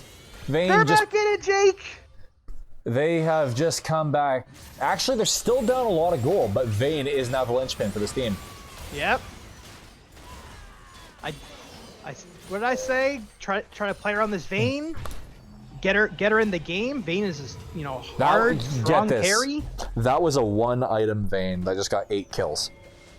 Is this gonna be Ginsu's on purchase or no? Yeah, Ginsu's and Zeal and Zerkers? What was she holding on to that entire time? Jeez, that is a huge buy. She was a gold camel, that's what she was. I don't know She picked up a shutdown on Olaf, a shutdown on Alawi, a shutdown on Kaisa. 8 kills just outright as well, don't forget that. Yeah, 8 kills in total from, I believe she only had 1. So now they got to play around their victory condition, which is Vayne team fight. So this is Vi's already pretty much committed. Volibear's online too. Volibear's online. Yeah, Volibear's got a Titanic, but I think at this point, those 2 frontliners need to commit to just getting bulky. I mean, Vi is very committed to Trinity Force, but she has a Ruby Crystal. I wonder if she's transitioning away from that, maybe going Black Cleaver into Iceborne. I really feel like Vi should go for the Iceborne instead of Triforce every time. It allows her team fight much better. Yeah, it's very much solo queue. You're going to see Triforce every single time just because Vi is very good at snowballing when she gets that lead. She didn't get it this game, so I was kind of surprised when I see the Phage and the Sheen, but the Ruby Crystal makes me think she's going elsewhere with her build. Sitting on a Sheen is also a thing that you can do. That is completely viable with Vi. That's true. I love that sentence. Not much coming out here. 2 chains farming up. Now, even though Team Can is back in this game, they are no by any means, you know, going to win this game. They still have to execute. You know, a lot of that was just back to back mistakes from Red side. They're still down 2 important dragons. Yeah, 2 important dragons. Yep. What else are they down? 2 important dragons. But that means they have a lot of standing gold. If they're able to pick up these towers, you know, that gold lead looks smaller and smaller. You know, and if they ever get a gold lead, then those towers are going to extend their gold lead. This Illinois is doing really well. Illinois, Alawi. Doing really well to manage these lanes. I've noticed that specifically. She has been wandering the map, keeping them pushed out, making sure that Team Can cannot get a vision advantage. Yeah, and that was why I was a little surprised by why the red side grouped. I feel like Alawi is just unstoppable in the split push, and sure she can be a really strong team fighter, but then you run to the risk of you know getting overextended and Alawi not getting CC'd like she did in that last fight, and not being able to get the W's off, not being able to heal, not being able to stay alive. Like just look at the vision for blue side only. Illinois is doing such a good fight. Illinois gets popped before her ult can come down and destroy the Silas and Volibear. Good pick. Chain the CC. That Ocean Drag doing so much for this vision. Denial. That's exactly what this team can needed, was the bigger bushes. Everyone could use a bigger bush. Everyone. As a fact. You heard it here, guys. So this is where it'll be interesting. Alawi is down. I don't really feel like the red side can actively contest this dragon, but Team Can not really in position right now. But it looks like they're. But they do. Your mic sounds like it came unplugged then. Yeah, it did. Oh, I think you're fine now. Yep. Right. Yep, they're gonna this take blue side dragon. burning this down. That bush coming around that's one bottom side really enabled them to do a lot. They're just you don't know what's in that bush. You don't want to get picked. It's just smart to back off. It's only one dragon. Yep.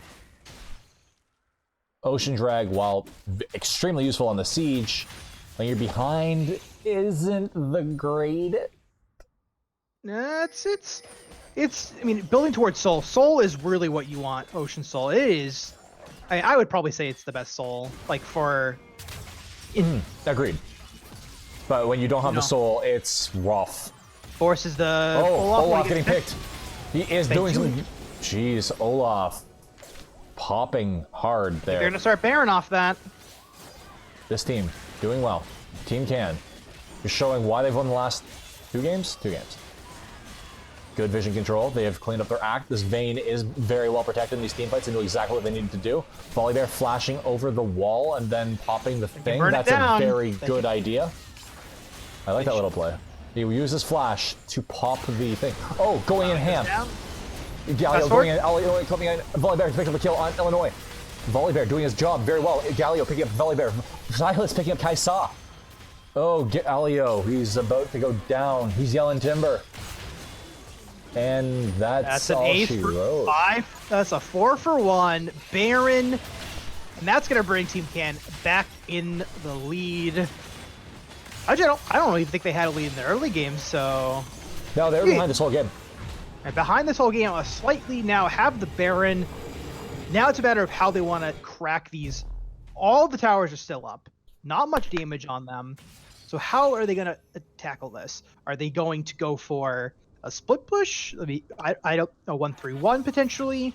Are they going to go for any split push at all? Or are they just going to shove this down mid? I think at this point they need at least, with the amount of gold that's standing up, spread the advantage of this Baron. Get one person you feel comfortable with in a side lane. They don't have a teleport is the only issue. So they can't have that fast access back in. Well, let's see what they're doing. They're kind of all jumbled up right now. Vayne and Yumi are bottom. Volibear's farming Raptors. Silas is running to top. They're kind of dilly-dallying with this Baron. Okay, so there's a ticking Baron. How long does Baron last now? It's been a while. 3.5. 3.5 minutes. Baron's ticking down. They are actually up for the first time in this game, aside from the very early game, in gold. They came back from a 7,500 gold deficit. They are burning down this mid lane.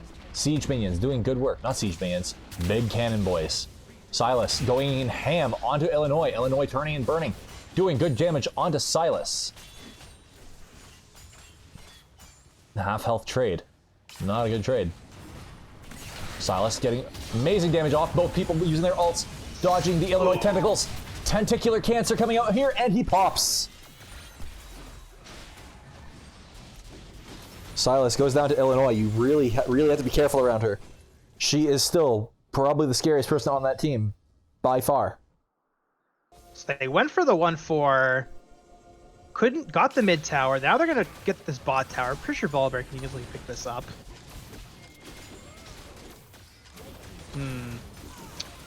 Very close game. Similar scaling between Kaisa and Vayne. I do like the prioritization of this red side. Yeah, I'm not sure if they could really split push against the Alawi. That's why I was kind of saying like they had a lot of options. I wasn't sure what they're gonna do. I might have. Yeah, it's so hard to say. Like, cause what do you? Really such a close game. Yeah. Yeah, it's just this Fed. Honestly, with Volibear coming online with his items, he has his health, he has his resistance, he has his armor. He is big. He's not. Oh, but they dropped priority in mid, and that's a free double turret. Towers here. Vayne, huge. Does have QSS. Does have 4 items already, plus QSS. QSS is an item. Fuck it. She has 5 items at this point. Yeah, let's call it 4.5. 3.5. 4.5, man. We don't count boots. Boots aren't items. Boots aren't items.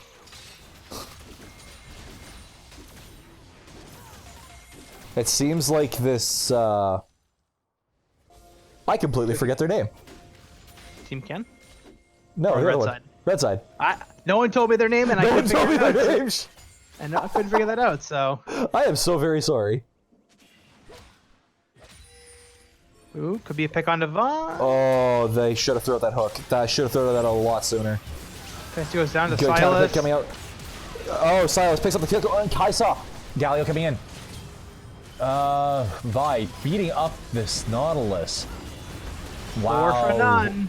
Oh my god. Ah, ace. They should not be doing Dragon. They should either run it. They should be pushing mid. Cheeky. Yeah, a little bit of wasted time on the Dragon, but don't think they're gonna lose too much time because they did send someone mid to get the wave prepped.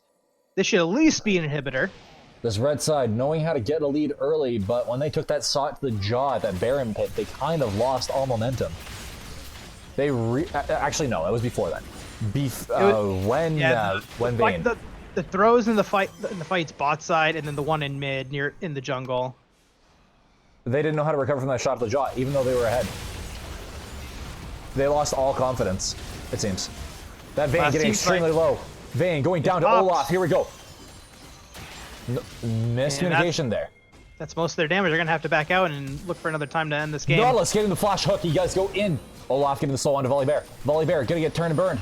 Volleybear does get a lot of damage. He almost picks up the kill, though. Silas going in onto Galio. Galio doing some good damage here. Illinois coming in with him. Illinois not landing the root or the hook. And she gets out. Silas, 2 chains, doing a good job. Yuumi, the low-key unsung hero of slows in this game. Here we go. This red team does seem to be picking it back up. They really realized that they had to kill that Vayne, and they did. I think that was a little over-aggression from the Vayne. Pretty much gets pulled under tower, but she was going to burn it down, and she didn't. That was Baron 3 coming turns. Baron coming up in 30 seconds. Volibear will be up for that. It'll be 5-on-5 when that comes up. Both Silas. Is red team going to pick up vision control around that? Doesn't look like it. Silas just picks up his stopwatch and his void staff. That is huge. That is huge. Vayne does not have QSS for the start of this fight either. Should be up. Let's just look at. I know that vision score is not a thing, but realistically, look at the vision score of these supports. It is wild. Very high, as per usual with supports. 77. So really, is this going to come down to another Baron fight? Silas going for the Vayne. Oh, Silas going hard on this Galio. Galio not really able to do much here. Silas just beating him down, chunking him, extremely low, forcing the stopwatch out of the Galio. Galio gets out with his life. Client freezes. Vayne's not there. Vayne's not Good time there. for red team to fight. It's a terrible time for the team to fight. Yuumi goes down. Yuumi, huge in these team fights. Here comes the Galio. Galio comes back in with low health. Vayne having to kite. Can we see Puppy? Come on, Puppy, do it. Do it. Do it. Nah, we're not going to see it. Vayne is going to go down here. Getting caught in mid without the Vayne there. That's going to be Baron to red team. Back and forth it goes. Hot potato. That's the name of the game.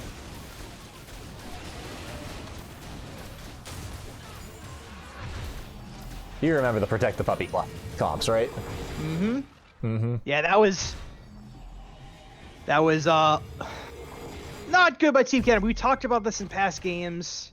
They get aggressive and that they get a lead, maybe get a little cocky. I don't know if that was necessarily the case, but fighting without your main damage source. Like, don't get me wrong, Silas can kill someone, but it doesn't matter. He kills one person. I don't know if Silas. I mean, I don't mind Silas going in for the pick, but once Silas gets out of that fight, and you don't have Vayne nearby, you gotta back off. Exactly. You don't know where the Kaisa is. You don't know where anyone is. Kaisa's still not at her Muramana. One more auto attack. One more auto attack or spell, and then she's got it.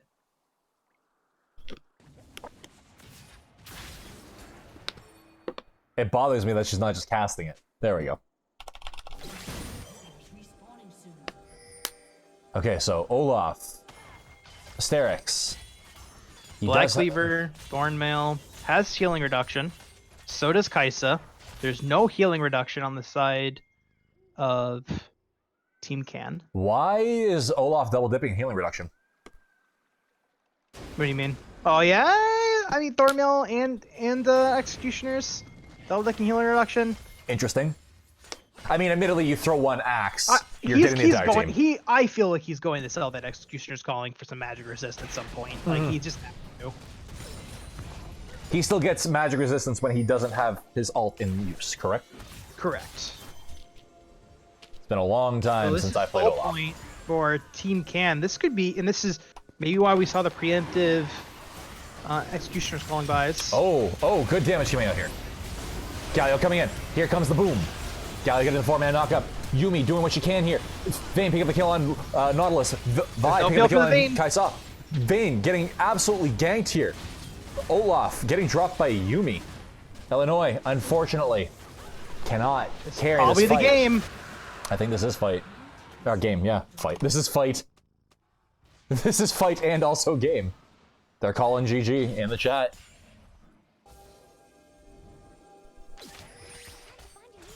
And just the final push. They got 20 seconds on Nautilus, 23 seconds on Kaisa. Those 4 souls is just unreal.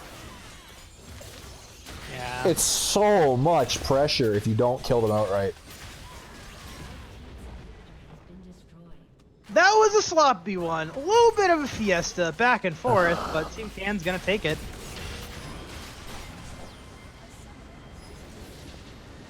That was a good game. So I think we are going into the finals or the semifinals? Finals. Oh, baby. Here we go.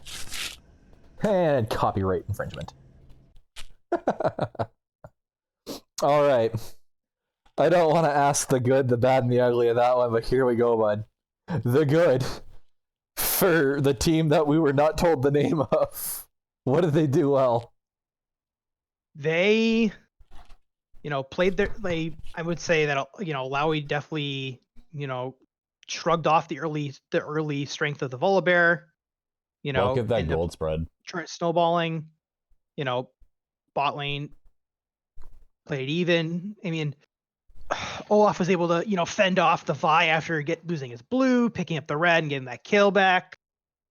There was times where they were really pressing their lead and they were doing good jobs at pressing their lead. Having Alawi do the split push against the Volibear was working very well. Mm-hmm.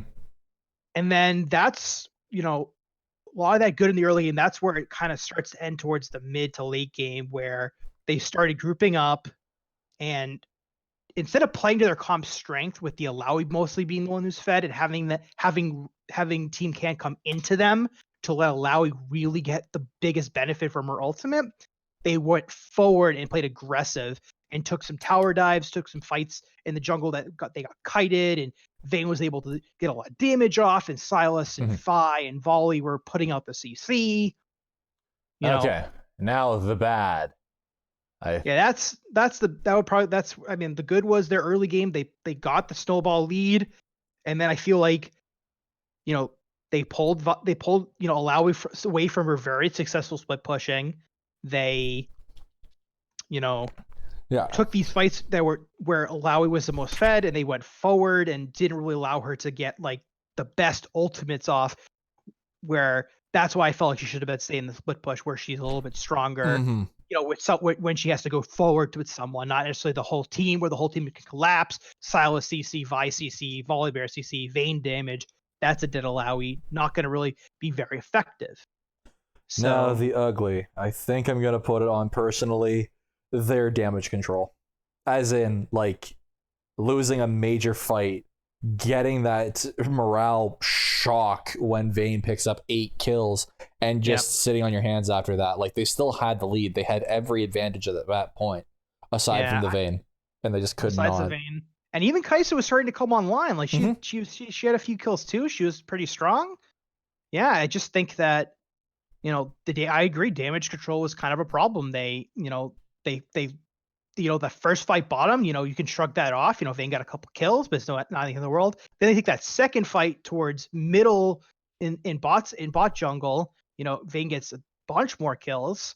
Gets to shut down Alawi, gets to shut down Olaf. And they were still up 4k gold across the board at that point.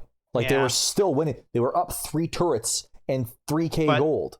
At that point, Team Can really had nothing to really play around.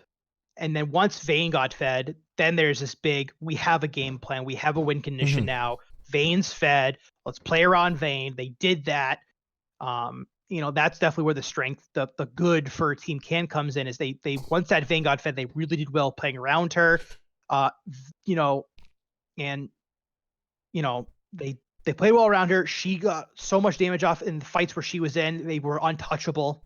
Yeah, I was just about to ask you, what was the good for Team Can? You know what? Yeah. Damage control. Damage control was their good. Yeah, they were hurting, and then they, like I said, they played around Vayne with the Vi and the Silas, got picks. Not only did they staunch the bleeding, they fucking put the tourniquet on that Volibear top lane and stopped him from hemorrhaging gold. Yeah. And that was a lot to do with, Red Team pulling him out of that 1v1 and into team fights, where Volibear's a lot more comfortable when he's behind. Yep, Volley, all he has to do is fear and flip and just be a big scary bastard. That's all he has to do. That's literally his one job, and he did it well. And, okay, they're bad. What was their bad for that game? Oh, there's some points. I think some overcommitting. Some overcommitting. Yeah, overcommitting was the bad. For instance, Volibear with that tower dive level, I was gonna put that as the ugly. Yeah. Oh, okay. Yeah. That was the ugly. The sheer raw overconfidence and overcommitting, getting them killed and putting them in bad situations. That was their ugliest points of their game. That's been pretty much their bad. All tournament long. It's just they do kind of take some arrogant fights, like Silas trying to 1v1 Galio in the middle of mid lane when no one's around, and yeah, he could do the kill. He could 1v1 Galio, but it took too fucking long. You're an assassin, not a bruiser. If you come in with an assassin, you take 20, 30 seconds to kill the guy. Well, you know what? Well, Fozz is more of a bruiser nowadays than he's an assassin. Well, yeah, but still, that chunk. But what I was getting at was, in the early game of jungling with 0 boots, it takes 14 seconds to get from camp to lane. Mm-hmm. So if you take 30 seconds to kill a mid laner, when everyone is fully catted out, you're dead. Yeah, and they overcommitted that fight almost through their game, but once they got another team fight with Vayne around that dragon, that was all she wrote. Mm-hmm. So yeah. Absolutely all she wrote. So Team Can shows that, they can snowball games, they can come back, play around their win conditions. But I feel like they're going to struggle against a truly top-tier team that can really lay on the pressure at the same time. Like, they can do damage control, they can secure a lead, but if they give an inch of... Not saying that team wasn't strong, no, they were probably one of the stronger teams we've seen so far, but a team that just can capitalize instantly. It's going to really bite them in the ass when they get arrogant. What do you think? I agree. Like, if you see a Vayne that behind 0-3, the team has lost 3 turrets. They had 0 vision. I remember going in and checking the vision. It was a tiny little blob just outside the base. When you have everything going for you, and you let a Vayne get 8 kills. Hate to see it. Yeah, that was... Hate to see it if you're Red Team. Yeah, I mean, don't get me wrong, I love a good comeback. I really do love a good comeback, but it is hard to watch a Vayne who couldn't even complete a fucking item, actually just completed 1 item, get 8 kills with 1 item. A Bork Vayne is normally terrible. She needs 2 items. Yep, she's notoriously known for that 2-item power spike now with Rage Blade, so... And then after all those kills, she went back, got Rage Blade, Zerker, Zeal, Dagger, and that was just the end of the game. Yep. As long as Vayne was around in a team fight. My shining star of that game for Team Can, sorry, I keep doing that, Yuumi. Yuumi did a lot. Hard to really notice it at times, but yeah, she was healing, she was keeping people alive, she was jumping around, she was getting roots down. You see that what she bought? She bought a Shirelius. That was a good call. That was a great call. I'm just going to pat myself on the shoulder for that one. That extra movement speed, It kept Vayne alive. That's exactly what they needed. When you have an Olaf bearing down on you, you have a fucking Nautilus trying to get as many CCs down you as possible. Keeping Vayne alive was huge, and she did it without going for Locket. Locket wouldn't have been really too effective on Yuumi because she doesn't really build extra health, so... Good point. Good call on the Shirelius. That was a good call. What can I say? I play too much Thresh. Okay, so any closing comments going into this final, I guess. Well, we've seen Team Can from round 1 all the way into rounds 2 and 3 win different ways, but typically with the same strategy: aggressive jungler, aggressive snowballing mid, But they didn't snowball this time. They and went through a completely scaling different thing. the other lanes. It looks like we're invited to the next game. So Yes, we are. Yes, we are. Here we go. Getting into the next game. Sorry if I'm talking over you, by the way. I got excited about that game. I really wanted to talk about that game. Yeah. All spectator slots are filled.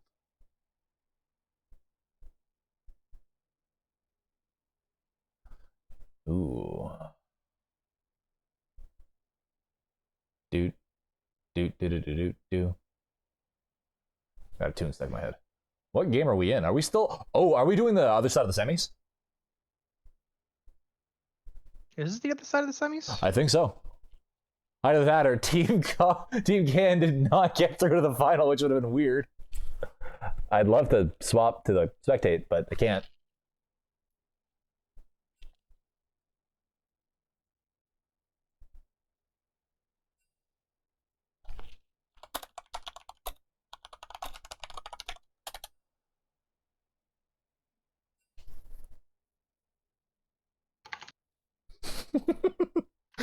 Sorry, I'm having fun with this. Okay, so can we actually have the team names this game?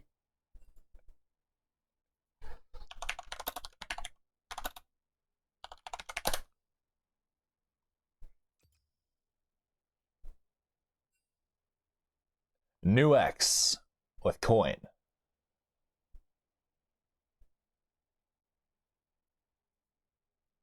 So it looks like UX and Engine. Okay, so from what it's seeing is my wife's boyfriend versus New X. If they want to change the name that we're calling out, please type it in the chat.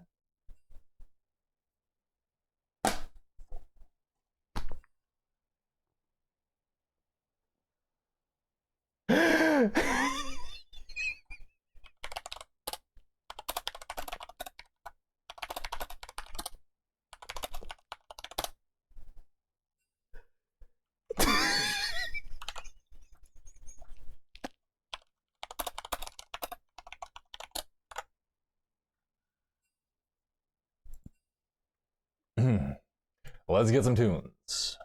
I feel like we should listen. I can't listen to copyright audio, so we're just gonna listen to League of Legends tunes.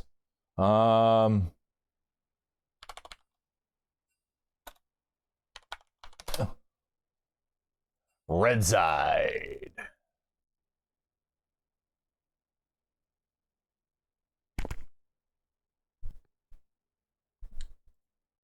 I cannot pronounce that team name.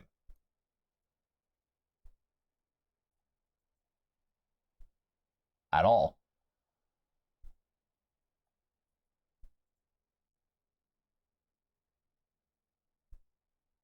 Fozz. Yes. Can you pronounce that team name? Pro draft. Let's jump in the pro draft. Yep. My German's not up to snuff. I can't pronounce that. Eichengot. And get fucking. No, it's separated. It's... Hold on. It's Encheng got banned. Ah. Let's just call him EGB. That works. EGB. Done. That's a long name to say in a team fight. So EGB. Banned in a team fight. Okay. Serious time. We are trained professionals, I promise. 60 seconds. Well, if they have 60 seconds, you know what that means, right? I have time for pizza. Let me rephrase that. I have time to use the restroom. Pizza. Pizza's in the restroom.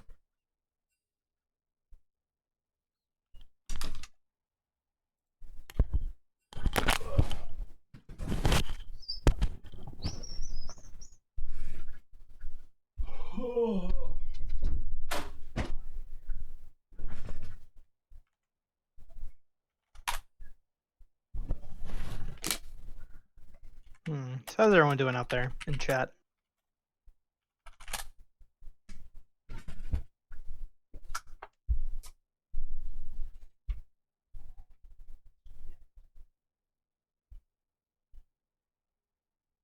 Good to hear, guys. Good to see you guys are doing good. Hope you're enjoying the games.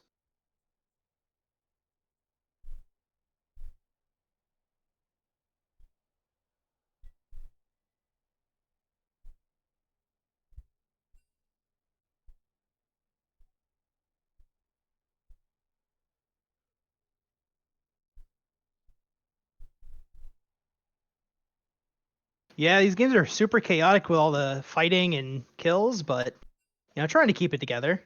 Definitely not an LCS game where you can go 10 minutes without a kill. So not as much dead air to fill as the color caster.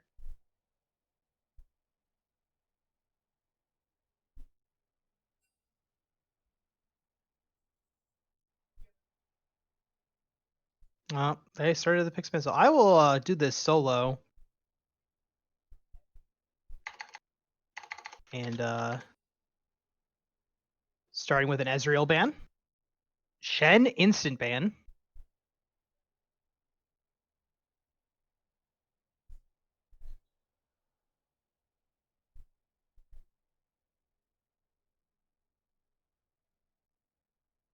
Mordekaiser. Okay. Banning away some picks that are pretty powerful. Diana ban.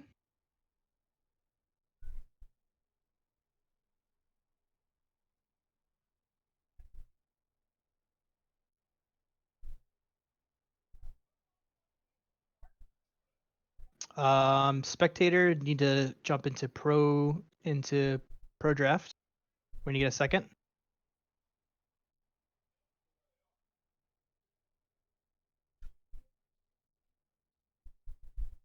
I will keep you guys posted on what's going on in pro draft.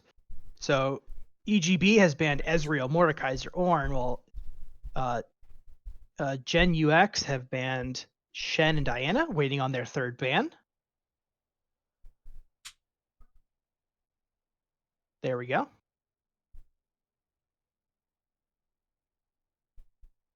And a Syndra ban. A couple power picks mid banned by Gen UX. EGB banning a place, a couple power picks in top. Potential scaling safe pick in bot with Ezreal. First pick, Olaf is up. Yep. I was gonna start before I could even start talking about picks that are up. Olaf snagged away. Very strong early game jungler. Does rely on snowball a bit. Set is up. Set is picked. And Taric. Seeing a lot more Taric recently. I'm liking the Taric pick. Yeah, Taric is looking like takes a little bit of coordination, but these guys are all in comms. They've practiced with each other. I wonder if this is a part of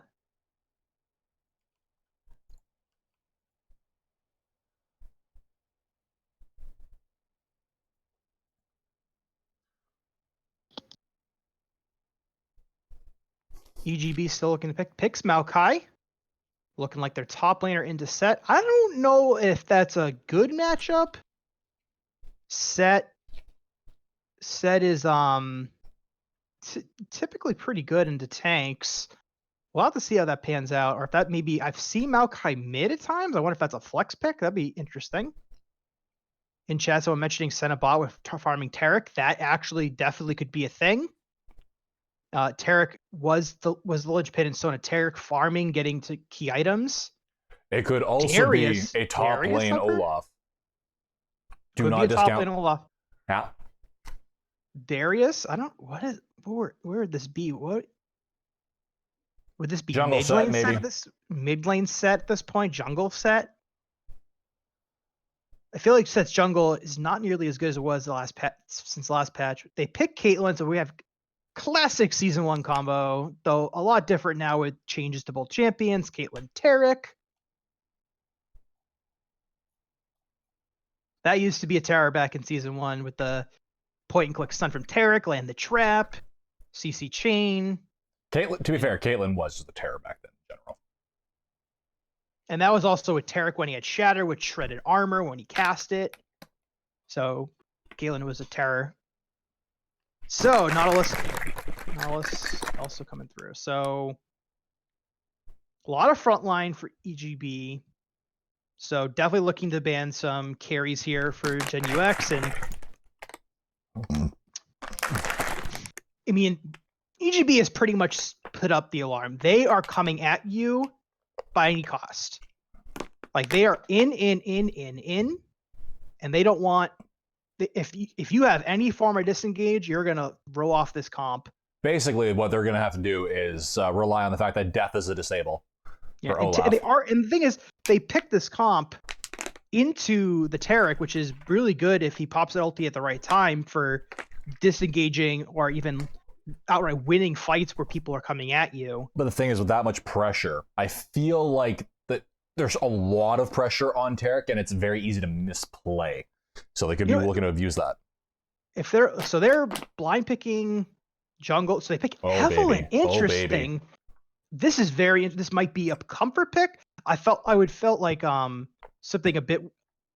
Maybe they're looking for a damage profile. Maybe this is setting up some kind of AD mid laner.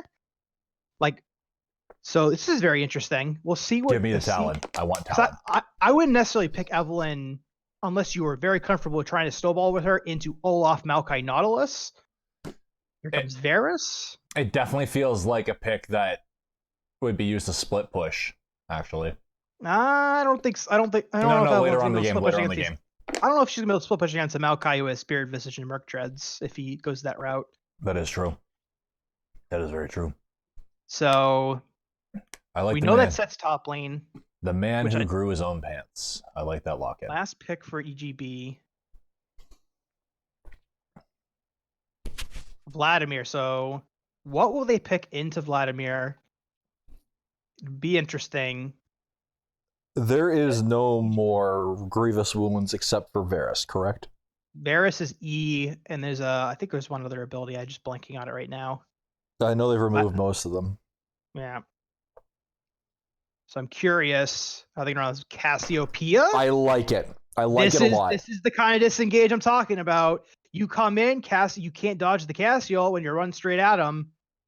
That is a really solid pick. I like that pick from Gen UX. As far as I know, Nautilus can't hook if she's on the puddle, right? I'm actually not sure. I know Maokai can't dash.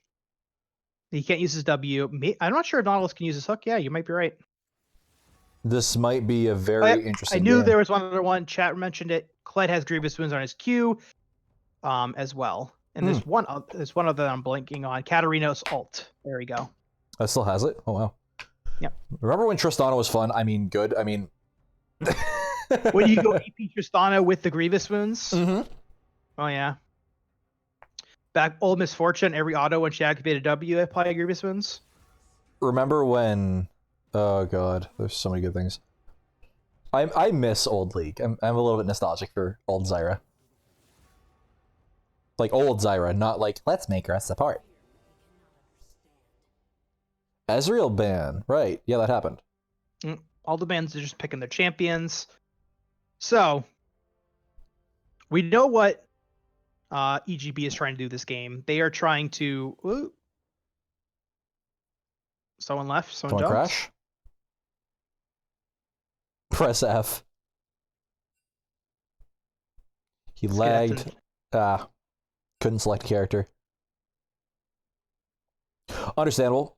Understandable. That's been happening to us all friggin' day.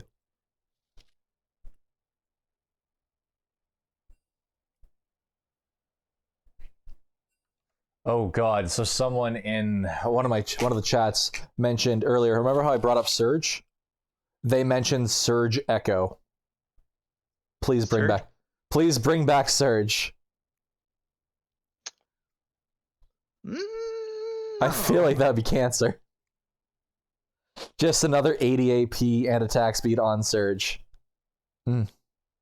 I'm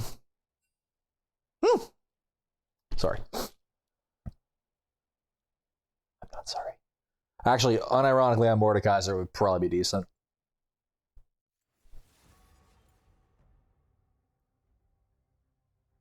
Wait, was that a Shen ban? Sorry, I wasn't here for the first two bans. Yeah, Shen was banned on the side of Gen UX.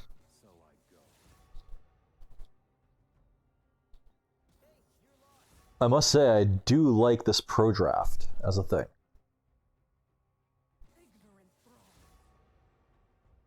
Yeah, definitely a good feature.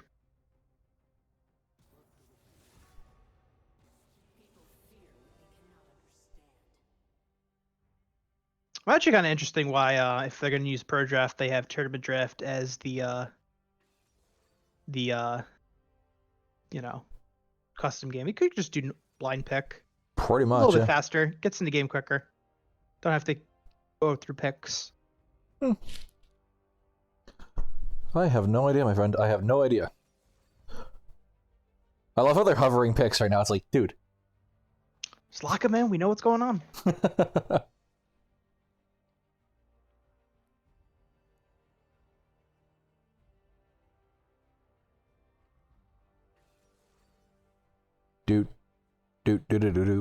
Sorry. I'm really interested. Okay, so from the comp that you see now. So it looks like Olaf is going to go into the top lane potentially, because the top laner did lock in Olaf. So what are you thinking? Game plan for these two teams. So it'll be interesting. Olaf's set seems very snowball-y. So I wouldn't be surprised if jungle pressure goes top to start. Mm-hmm. And then we'll see where it goes from there. Bot lane was Varus, Nautilus, and this will refresh memory when he locks in the ADC. I can just look at the page. It is Caitlyn Tarek. So I don't think too much is going to happen there unless some crazy action happens with Nautilus playing aggressive into that lane of Caitlyn Tarek. So there's scaling on both sides in mid. There's early game pressure bot for Gen UX, but scaling to an extent on both sides, though Varus will probably scale more, especially if it goes on hit. Each team has got their two meatballs between Set, Tarek, and Nautilus Maokai. The difference in being Olaf and Evelynn, obviously they're not, facing off against each other, but that's really where the diversity kind of changes. It's more like Maokai and Evelynn, really the junglers, where you see the difference, because Olaf and Set do accomplish similar things. Mm-hmm. So that's where this game could really differentiate each other, is which jungler gets the advantage. I'm gonna give it to EGB early game. I'm just not that confident in the Eve pick. Yeah, the Eve pick is interesting. If this is like a comfort pick, this is a pick this person plays a lot, which I would assume so, because you don't see Evelynn very often. Yeah, agreed. Then I trust this Evelynn to get going in some regards in the early game. The thing is, though, with such powerful tanks. The thing with EGB is they don't really have much priority in the early game. Cassio is, even though she's a scaler, probably has better wave pushing power than Vladimir early, especially once she gets her tier. Mm-hmm. Varus definitely not one of the stronger ADCs until he gets that ultimate. It's really a matter of this Olaf, and that's where I think Maokai should focus his early attention, is shutting down the set and getting the Olaf going. But I also feel like that might be what Evelynn wants to do too. It seems like the lanes they want to play around are very similar. This is going to be an interesting top lane. I do feel like Evelynn has more options. Evelynn does absolutely have more options, especially once that 6 opens up the map for her. If she can rush down that 6 as fast as possible and just start annihilating this is highly immobile bot lane. So, definitely going to be interesting. Ooh, actually, I just thought about it. There is no gank path available for Eve past 6, except for bot lane. Because you're not ganking a Vladimir. Yeah, it's going to be hard for her to gank Vlad, even especially with Cassiopeia, like no setup CC. And besides the slow. Yeah, and how do you gank an Olaf? Yeah, Olaf post 6. He'll just kill you. Yeah. Yeah, I mean, it really depends. Like, this is why I feel like snowballing top is going to be really. It's a very volatile matchup. Like, Set and Olaf are both really strong champions. Yeah. I feel it's gonna come down to in that lane who gets the first kill or the first CS lead, the better recall, the better wave manipulation. It's just all the things that is a test of your skill as a laner is really going to come into effect. If you slip up in one area, you better be covered in another area, otherwise that matchup's going to swing pretty quickly. I definitely think this is the match of true jungle prowess, because like the lanes, unless those stomp each other, those are going to be rock solid, steady smack down in the middle of the lane, with a little bit more pushing towards Caitlyn or against Caitlyn, but no, away from Caitlyn. Yeah, words are hard. Like, this top lane is the linchpin, and I'll think of how many games that you've played where top lane was a linchpin and you had no idea how that game would go. Because when top lane is your win is your early game win condition. I think it's for both teams really. It's just the early game is going to be played around top, though I feel like it's only because that's where GB really has to go in the early game. Mm-hmm. So if Evelynn isn't ready to defend that, then it could be a snowball where, and I've seen Olaf is notorious for snowballing and really snowballing. Oh no, he's the jungler, so this is just because the top laner dropped down. Oh, that's right, the top laner fell out. So we were talking about so this is Maokai's set, so this is actually completely different than what we're talking. Throw it all out, throw out the script ruined. Okay. I have no idea what the fuck is going to happen. Sorry for the language. I have no idea what's going to happen in this top. So this is definitely, again, I still think it does matter that Olaf comes top. I mean, I think that Olaf's job is to hunt Eve, which is going to be difficult because Eve does not like being hunted. Yeah, Olaf is going to have to hunt the Eve, and I think that's really where he can press his lead. Because Eve is not very strong early when she runs into an Olaf. Olaf will 100% win that. Force a flash, unless Eve has some really good backup, and that would be set. And she's not running the ignite, so she can't even just outfight him. Yeah, no way you take ignite in the jungle unless you're Shaco in solo queue. Thank you very much. Please don't play that in my game. I used to play a lot of Eve ignite smite jungle. But that was back when she had her movement speed. This is teleport flash bot lane Comet Varus.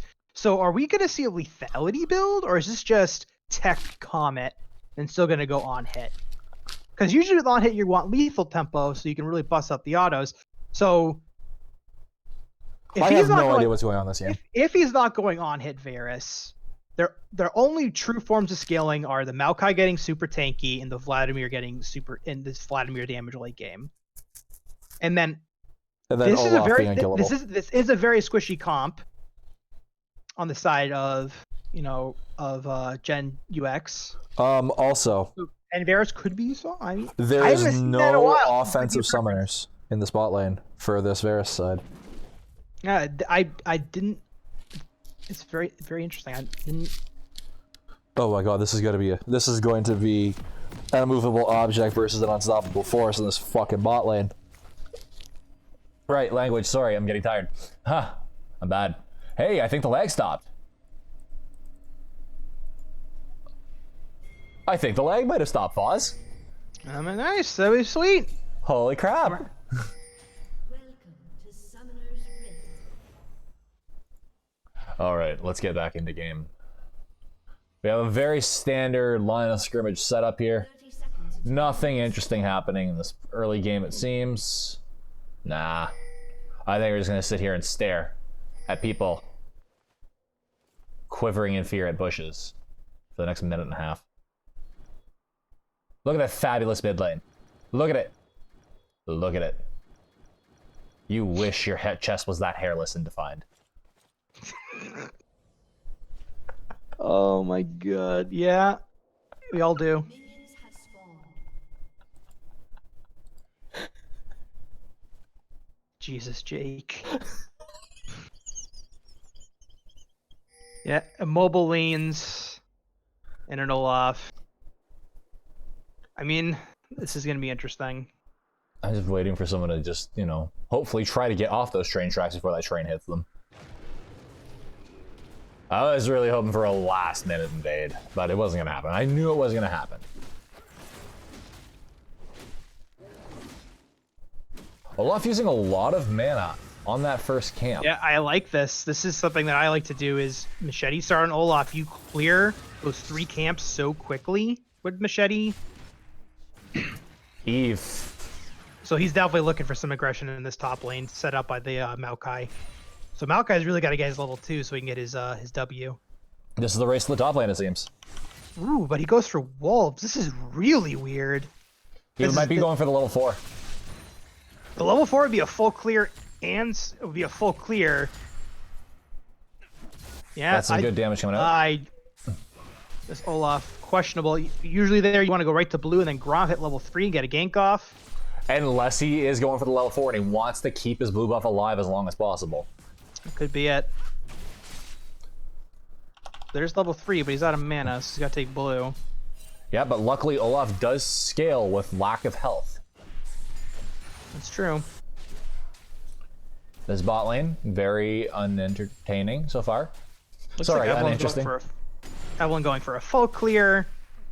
This is the safest setup I've seen so far.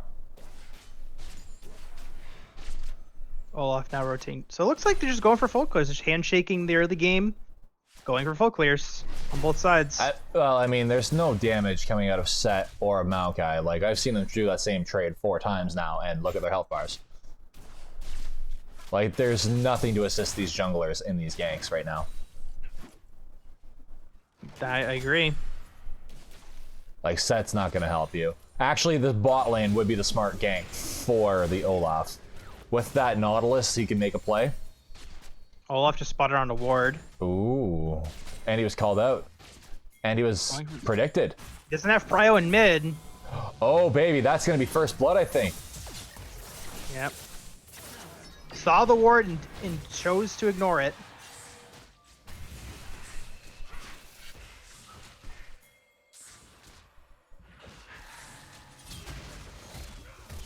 Yeah, like I said earlier, Eve does not like being hunted. What I meant by that was, Eve is something like, okay, fight me, bitch. She very much can deal with Olaf early game, especially when Olaf is at half health. Just due to the range advantage alone. Later on, that's a different story. Mm-hmm. I wonder if he thought that Evelyn maybe started blue side, so she would be top side at that point. Which is usually the standard assumption. Like, you need to get that early ward down against Eve, though. Yeah, but now no buffs for Olaf. Ooh. Does have his smite upgrade. Set playing aggressive. Ooh. I got a couple of... Ooh. Ooh. Harass coming out in these solo lanes. Oh god, the amount of no damage skill shots coming out in this bot lane. Everyone's throwing muffins at each other. Olaf playing very aggressive against Eve, calling out the Olaf. What's going to happen?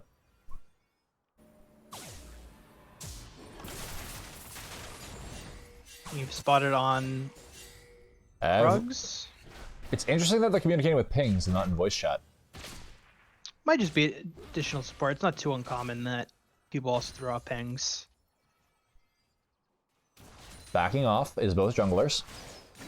We're playing a very, very safe early 5 minutes. Not a single play other than an Olaf misplay has happened so far. Olaf got greedy and he lost his buff because of it. And by greedy, I mean just for the scuttle.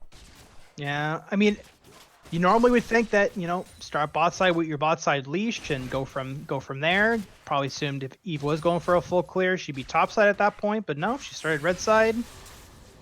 Get her ass out of this Cassiopeia. Ooh.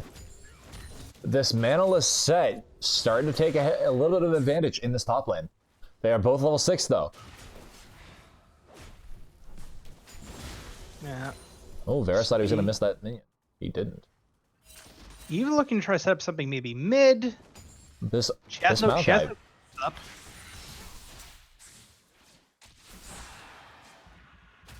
She probably should have turned and burned right then and there. Caster getting a lot of harass down mid lane. A lot of harass.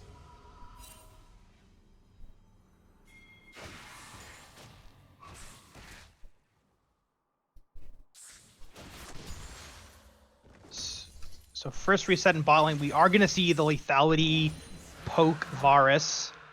Olaf Ooh. picks up the dragon. Good dragon pickup. Set doing a lot of damage to that Maokai. 192 true damage, just to the face. This is where that lack of resources is really coming into play in this lane. It's a lane of attrition. You have to push them out early. Eve picking up her second red buff. This should be around the time she's going to hit level 6. Maybe one more camp. Yeah, one more camp. Very even in CS across the board. Actually, no. Caitlyn taking a massive lead already. 12 CS at 7 minutes. That is huge. Caitlyn farming up a storm. 71 CS at 7 minutes. She is on pace for 100 per 10. Fantastic farming by this Caitlyn, who already has a BF sword. Olaf, or not Olaf, Maokai popping his ult, going in hard on Set. Set trading back and forth with Olaf. Oh, here comes the Set ult in, dunks the Maokai. From the top rope, the pile driver. Do a flip. Gonna secure the kill for Set. And that was a solo kill too. I guess they were expecting junglers to come in. I'm not sure. It looked like a game of chicken that no one wanted to back out of. I mean, Maokai had gone back, if I remember correctly. Had gone back, teleported back, had the item advantage. Felt he could win that fight, but The execute. this is what Set does. He melts tanks. And the health regen, even with the nerfs. Now Set should clear this wave pretty quickly. Go back out. Have a gigantic advantage over this Maokai when it recalls. And with so little early game pressure, those little advantages are going to start piling up. There's 2 kills. They are up, what, just shy of 1,500 gold? Yeah, around that. Yeah, 1,500 gold. That's a good early game lead, less than 10 minutes, when we're not having, a kill a minute like the last few games. Oh wow, Varus caught back up and farm pretty quickly. He's still down by 10, but he hasn't. The lead hasn't expanded. Yeah, there was a full wave when you called out the CS difference, so he picked up most of that and caught right back up.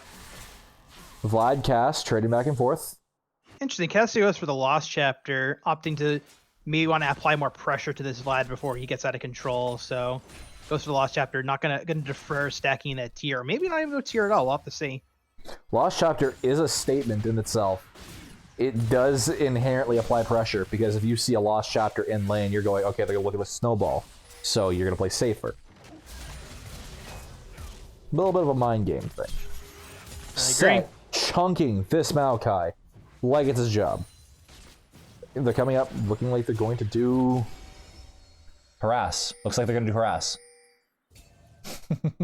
So Eva's snuck into this bottom lane bush. I feel like Caitlyn may be giving her away a little bit.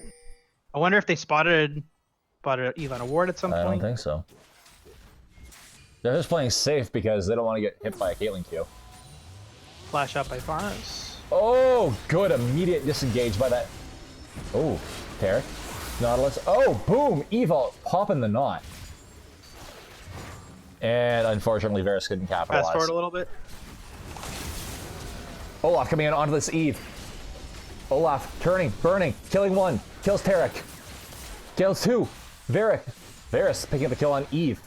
Caitlyn picking up a kill on Olaf. 2 for 1. Cassiopeia really making a statement with that Lost chapter and the pressure she's putting out. But Vlad's still Varus. holding in there. Still pretty even in farm. Varus wishing that was a red buff. This could be a snipe. It has to flash.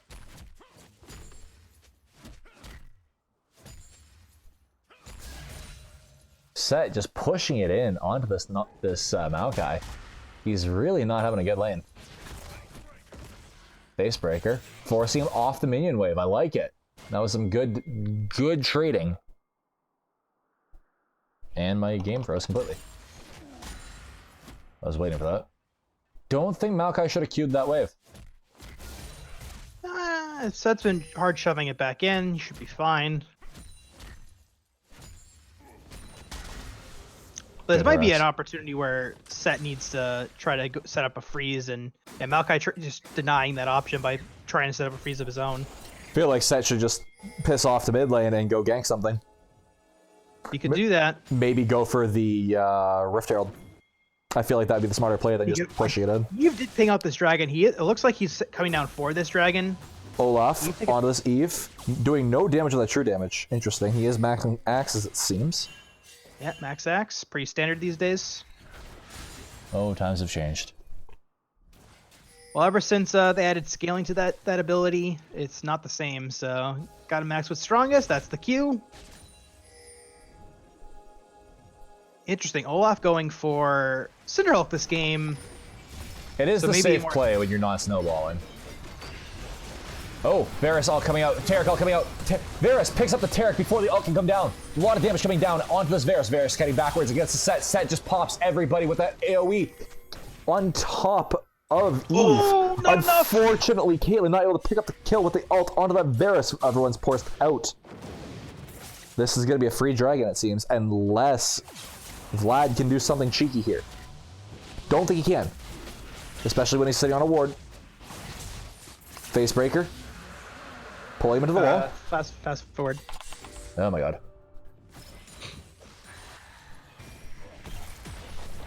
The Riot servers are actually based in Brazil.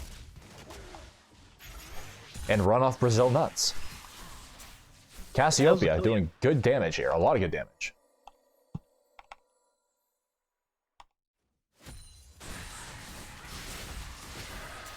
Ooh, So a now, little bit of guys- a late ult by Cassio. So please let us know in chat if you like me and Fozz as a casting co-op or duo. Good hook by this Nautilus onto that Taric. Unfortunately, he does not follow up. He hesitates, he steps on a trap and takes a good bit of feedback from this Caitlyn.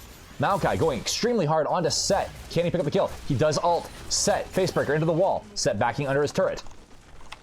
The client freezes. Don't see shit. Vlad doing good damage.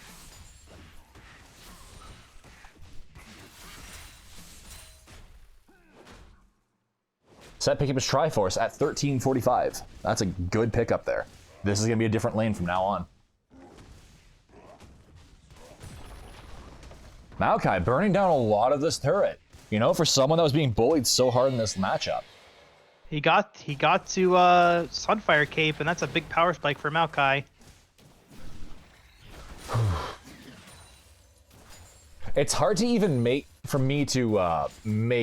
any calls on how this game's going to go. What about for you?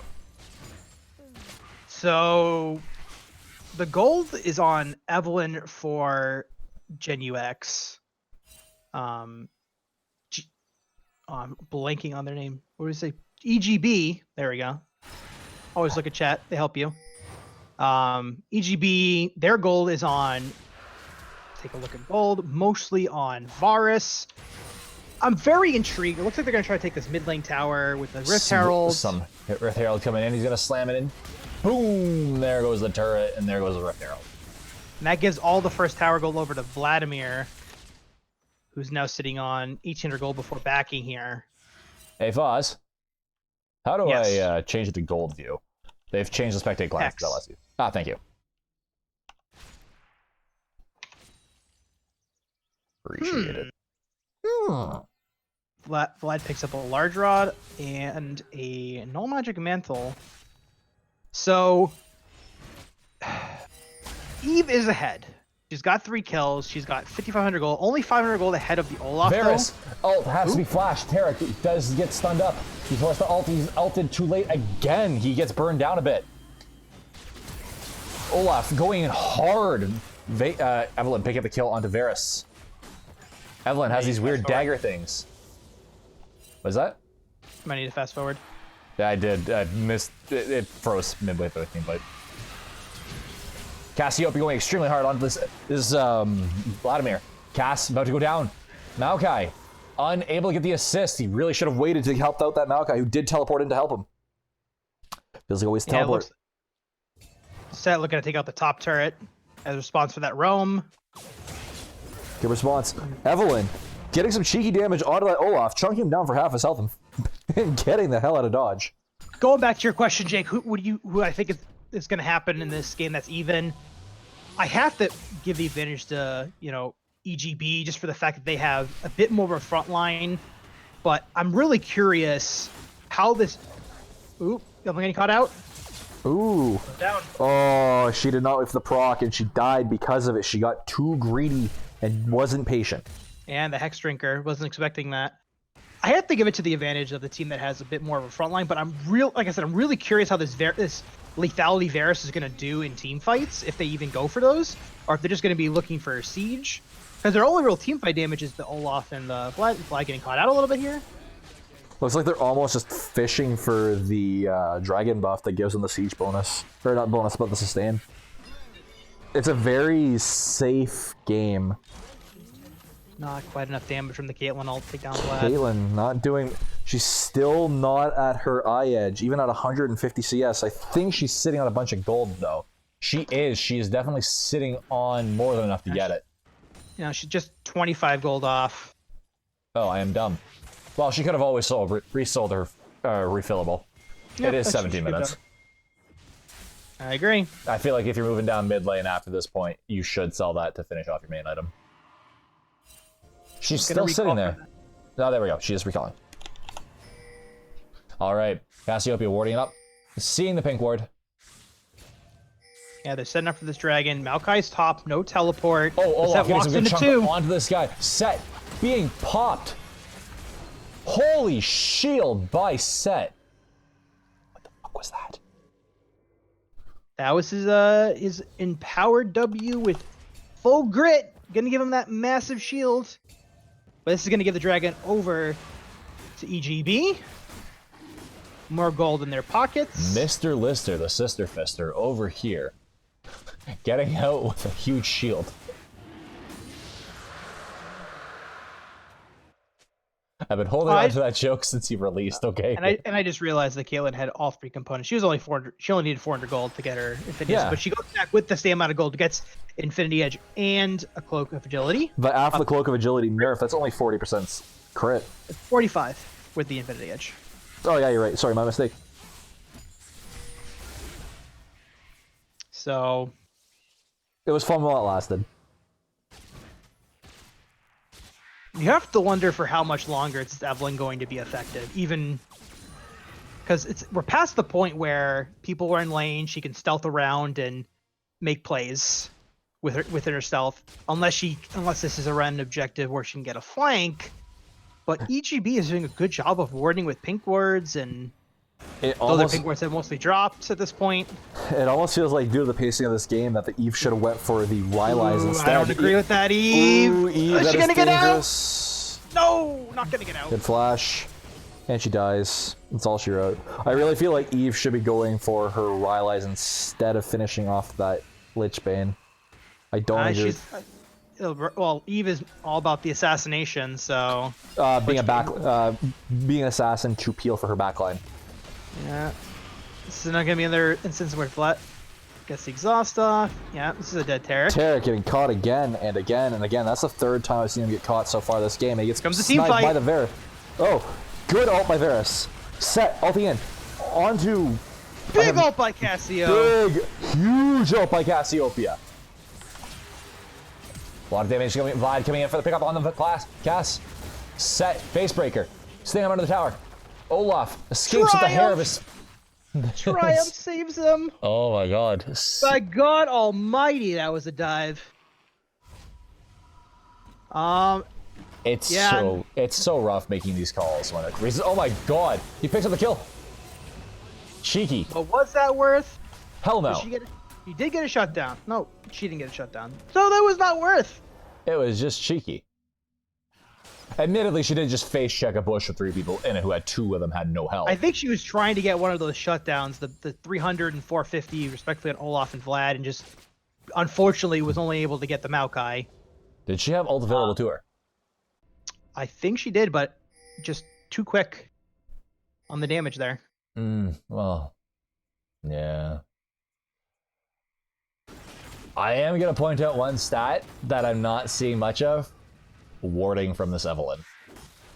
Yeah, she switched to sweeper early. She hasn't really been able to find wards to sweep. She doesn't sweep a ward. She doesn't because she started with a ward, switched immediately to sweeper at level 1, so her vision score is going to be low unless she's able to find wards to clear out. So not too much. Well, I'm talking about more pink warding. Yeah, that's true. No pink wards. Especially for a character like Evelyn who relies on not being seen by pink wards. Having pink wards and wards yourself is pretty useful. It's another dead Evelyn. Olaf is just taking over there, and this is. Oof. Yep. Predicts it. Oh! Good axe. Nice axe there, buddy. Do you work out?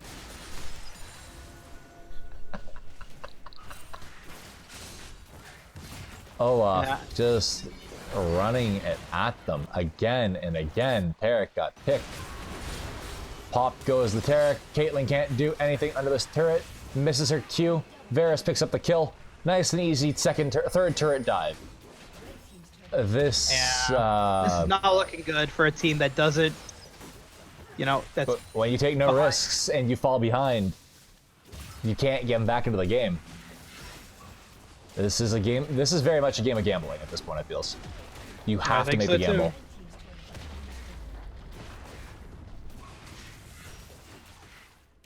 And what's worse for them being on red side is that they can't even just go, fuck it, Baron. Easily. Because they'll get spotted out. Set. Beating up this Maokai. But Mao is... full HP. Yup, full HP. Okay, so... what team are they? For this red side, what do they need to do to recover from this? To staunch the bleeding completely? Like not burning flash to saplings, for example. I mean, he had to flash that other thing. Oh, he did. He absolutely did. Sapling was slow. I'm trying to come up with a solution. Like, the team comps are so similar, like I mentioned earlier, but playing the disengage option versus having an Evelyn, like, I feel like the Evelyn pick was just kind of, it was good for the early game. She got it somewhat ahead, but she wasn't able to spread it everywhere. Eve has one job right now. Eve literally has one job, and that's to sit on Caitlyn's ass and kill what comes at Caitlyn. That is her only job this game, because if she tries anything else, she's going to explode, because how the fuck... I think they just have to just turtle. They need to have them come into them and have the perfect team fight, and it's going to be hard because, Varus is going that poke build, has triple lethality items at this point. He's going to really do a lot of poke damage, and there's not any armor except on Taric. This Taric needs a Shurilius as well. I don't think Shurilius is. I think he needs some kind of... because he keeps getting caught. Yeah, this is rough. I mean, this is a game where maybe swiftness boost were the right call, maybe not. Well, there's a lot of hard CC there's a lot of hard CC, and the magic resist is important. Maokai getting caught in the top lane, though. He's going to go down. That's a good pick there on his mount. Wow. That's a good start. That's a great start. They're going to lose mid tower. They are alive. They're on life support, but they are alive. Oh, Caitlyn just ditches the Taric, forcing him to flash. Ooh, 1 Q from Varus, half health of Caitlyn. Oh, and that's what I'm talking about, like... this lethality Varus, and like now they have the option. They can siege. They have this lethality Varus, try to get him a blue buff, let him poke, and then when they get low, they have the Nautilus, they have the Maokai, they have the Olaf. They can dive it. But what Gen UX has is they have the disengage. They have the Taric ulti. They have the Caitlyn traps to line up. They have Cassiopeia ult. If they can pick the perfect counter engage, they can make work, but they gotta watch out about getting poked out by this Varus and hope that EGB gets a little, over aggressive and dies a little too early. I feel like the tank line, or the lack thereof, really needs to step up in terms of support items. But it looks like they're choosing to go for Baron here. This is a smart Baron right here, because all you have to do is you force the Baron. No, they denied vision. They're going to go in for the Caitlyn is 100% dead. And if you look at their builds, they have 2 blue trinkets. They are intentionally trying to stem the bleeding. They just don't know where to go from here, because this is such a similar match, like a similar matchup. That what do you do when the Eve is no longer the pick that you need? You need to play her in a role that she can thrive, and as myself as an Eve player, it's very hard to get out of the mindset of go and assassinate and think support the AD carry. But of course, double inhib down. Double inhib. Yeah, I don't think Eve can really assassinate anyone besides the Varus at this point. And Varus has Edge of Night, so that's effectively a Banshee's Veil for ADs. So it's gonna be hard for her to really do much on him if the Edge of Night is up. Yep. I truly feel like Eve's job is anti-Olaf backline. If she can keep the Caitlyn alive long enough, the Caitlyn is positioning okay in these fights. It's just that the fight is coming at Caitlyn faster. Oh no! Oh no! Oh no! Once again, Caitlyn, that blue trinket up with blue trinket up, face checks and dies again. She was put. No, she put. Did she just put down a ward? I think she did. No. I don't know. My she didn't. Up. Oh, she was putting down a trap. That's what she did. She put down a trap. Yeah, you gotta check that bush with a trinket. You know that's pink warded. Yeah, that is the most dangerous bush in the game. Well, because of their comp and Vlad not helping them right now, they do this Baron pretty slowly. But Vlad's just gonna pop. Is gonna bully and pop the Eve, and you know that's a Baron. Now with Baron, the buffs are up. I would say give that blue buff to Varus, and I mean you don't even have to do it at this point.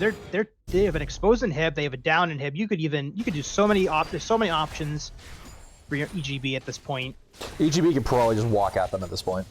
They could probably I don't think there's a perfect team fight anymore that the entire team fight relies on fighting backwards, I feel. Like they need to get that Cassiopeia route, like not route, but the no movement behind her and fall back onto it. Yeah. Like if they throw that forward, that's fight over, game over. Yeah, Mountain Soul is coming up, which is huge. It could help a lot. And they have frontliners who have built health, which is what it's best on. You know, Vlad has a lot of health from his AP into health conversion. You know, Nautilus has a little bit of health. Nautilus is health. Actually, Nautilus has no bonus health in his kit right now, actually, funny enough, except his support item. Olaf has, built a couple health items, Cinder Hulk and Black Cleaver. Maokai is pure health items, besides that Warden's Mail. So, okay, so, obvious question is how do you finish, aside from just like this? I think you probably take this bottom inhib and start by taking this bottom inhib, and then, the world is your oyster. You can do pretty much whatever you want, and yeah, they're going aggressive, but they don't have the engage. Good route. See what I mean? She threw it forward. A lot of damage coming out from this Evelynn onto this Varus. She does pop the Varus, that is good, but unfortunately Olaf is just too much, too hard, too fast. Coming in on this backline. Yeah, that's gonna be the GGs. That is the GG.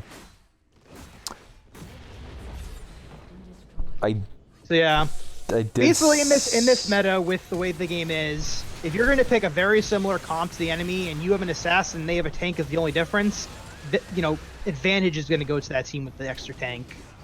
Oh, absolutely. Like, they are definitely tanky. They had way more tanks. They had way more CC. They had a similar comp in terms of execution, but it just seemed like they had the better version of it from the get-go. Not just discounting the Eve entirely. Like, ignoring the junglers. You had sorry, not ignoring the junglers, but you had Maokai, you had Nautilus versus Taric. Two of the strongest tanks of the game versus something that's just been gimped over and over and over, raked over the coals since Season 2. Which ones are the better tanks? Yeah. Like the Cassiopeia did well. Farmed really well. Unfortunately, just could not get the damage. Yeah, Vlad was always even in lane, even when he was taking all the harass, so wasn't able to really convert that lead. One thing I wish this team would have done was suck it up, Buttercup, spend the 300 on a cloth vest. Or cloth armor. Which team? The red team. If they would have had just the cloth armor, they wouldn't have been taking true damage from that Varus. Yeah, I mean, Caitlyn really needs to get to 2 crit items, and then she was the one who was forced to build the Executioner's Calling because Cassio built her 3 core items, and she really has to build those 3 core items, otherwise she's not really a full champion. Evelyn really can't build. You know, Set build way too greedy. no, that's a pretty standard set build. It's standard, but it is greedy. It is greedy. It didn't really work out because he was never in a position to actually take advantage of that build. I really feel like the Iceborne would have been a better, even though there's a mana component and he doesn't have it. They needed the CC. Yeah, let's jump into the finals. Team Can versus EGB. Unfortunately, there's not much we can say for the good, the bad, the ugly on that one because that was just a straight up pushing through. Like, yeah, I think the bad for Gen UX was the draft. Like the Evelyn was just so out of place in a game where you basically are picking the same comps. yeah, You know, it was something. you know, Evelyn. What is Evelyn really gonna do? You know, if the worst case happens is Like when you see 3 hard tanks come in, even though Olaf isn't a tank, he's still a very tanky bruiser, and you pick even to that. You either have the biggest balls in fucking NA, or a cheese plan come into mind, or you're just gonna lose from the draft. And we saw the third option.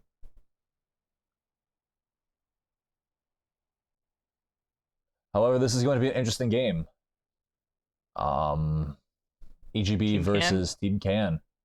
And I want to see the Soraka come out, buddy. I want to see it. I just said I want to see Soraka. Oh my god. welcome to season 10. I want to go back.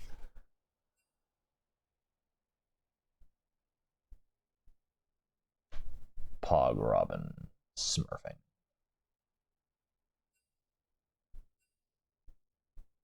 A 14-day vacation. Sorry. But yeah, the good for EGB. Just played it slow, played it methodical, I think. What do you think? What repeat the question? EGB, they're good. I think it's just that they played it slow and methodical, and they didn't really give up much.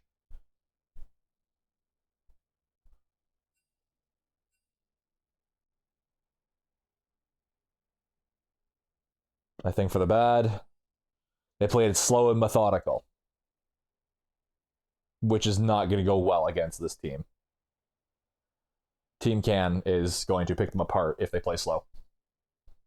Yeah, they're definitely going to be looking to play aggressive. And the ugly. Honestly, Well, we're in Champ Select. I'm not over in Pro Draft. Okay, so Olaf and Ezreal bans. First off the hop. Interesting ban on the Ezreal. It's not really been something that's banned. It's been good, but it's not been ban worthy in my opinion. It's been safe though, so I mean that's in its own right.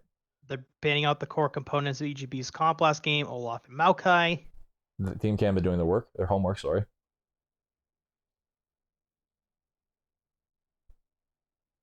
Let's see. I have 12 seconds left to ban. Soraka, Ezreal banned. That screams to... I'm not gonna... You know what? I'm gonna say it. It screams to me like one team didn't do their homework.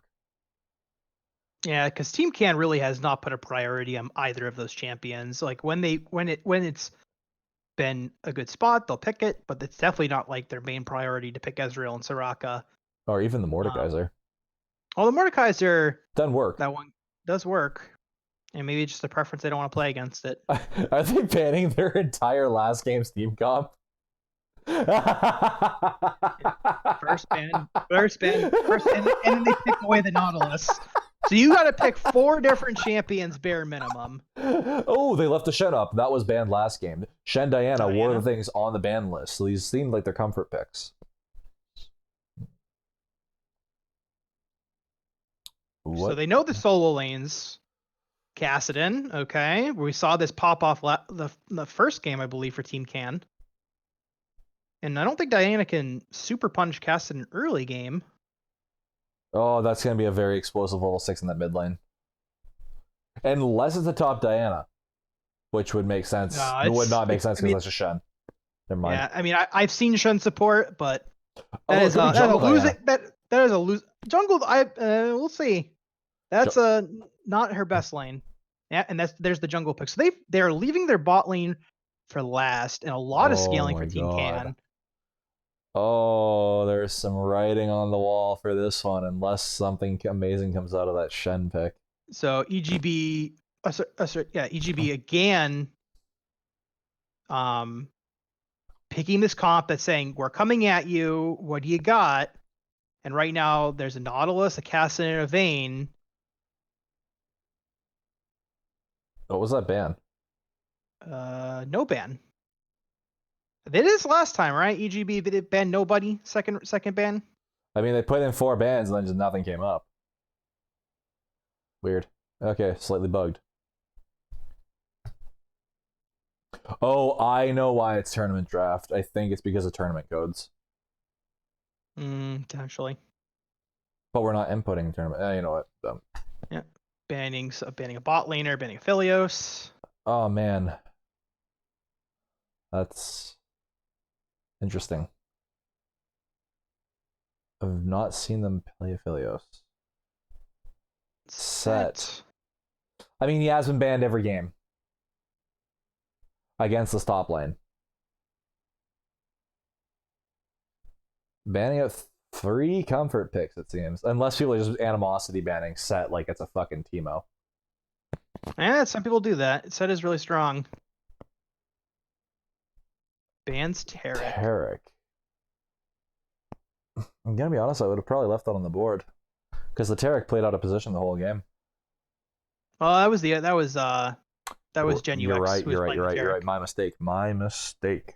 I don't think it would fit EGB's comp here. Yeah, there's some more in your face, I'm coming at you action with the Lucian. If I had to figure, they might finish this comp off with a Leona. They need a Leo or something along those lines. They need a hard tank or range. They need range. Yeah, they're all pretty much as close to melee as you can get for ADCs and for solo laners. I don't know what I'd add to this team. Yuumi. I'd probably add Yuumi. The Volibear is back. Actually, a Yuumi with that Lucian would be not a bad idea. So Volibear into Shen. That's a very boring lane. Gragas. I love it. Yes, thank you, Team Can, for spicing this draft phase up. Oh my god, we've got a game.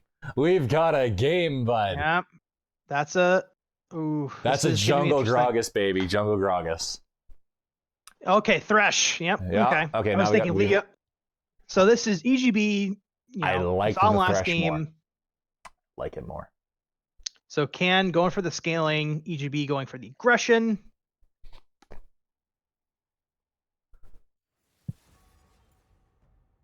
Israel is banned. I am going to use this brief moment to go to the bathroom. I'll be right back. Okay. I am going to stare at this banning phase intimately and lovingly. 13, 12, 11, 10, 9. Those are the weirdest seconds I've ever counted in my life. I can hurt you. I promise.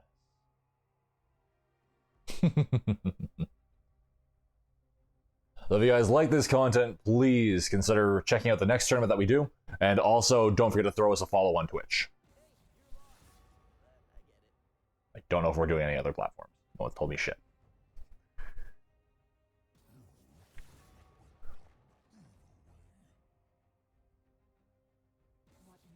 Alright, I am back. Welcome back. Man, doing it on pro drafts is so... Oh. Now we just sit here and do nothing for 2 minutes, 3 minutes. Lock faster. Lock faster. Mao. Didi Mao.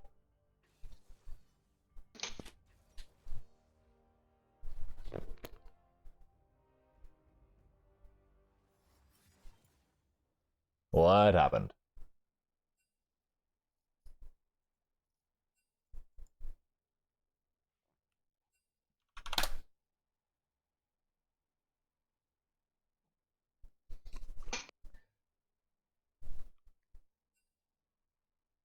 All right, so we've got a bunch of platinums. Okay, well, let's do our analysis of these team comps. We have seen Team Can every game so far, so what do you think is going to be their early game strategy for success? Early game strategy. Let me look at the team comps. I think just let I Gragas think and it's going Volibear. to. I think it's it's going to have to be alleviate pressure from with the Gragas. It's a little different from what they typically do. At least in the 3 games that we saw them. Can we sub? Our 80 carry has to go.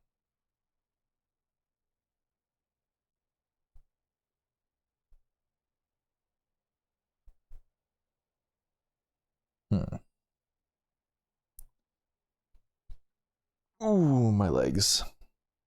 Watch, we're gonna see TSM double lift come in. Fucking hell. Wait, what team's he on now? I don't even know. He is on Liquid. Again? Wait, was he ever on Curse? Double lift? Yeah. Yes, way back in the day. Just when it first became Team Curse. Okay, so I'm not on drugs. He's been the league bicycle. Oh my god. Yep. He was on CLG, then unrestricted, then Curse, then back to CLG. Actually, I have a picture for this. Hang on a second. Actually, no. So it was CLG, EG, Epic Gamer for people who weren't back then to unrestricted, then Curse, then CLG, then the TSM, now to Liquid. I have a picture of Double Lift and Meteos just cuddling in a chair. I need to find this. Hang on a second. Would you like to see this picture, Fozz? We can describe it. I don't know if we can show No. it off. No. You're gonna post this in the Twitch chat once I find it. Hang on a second. Since we are waiting for other things to happen.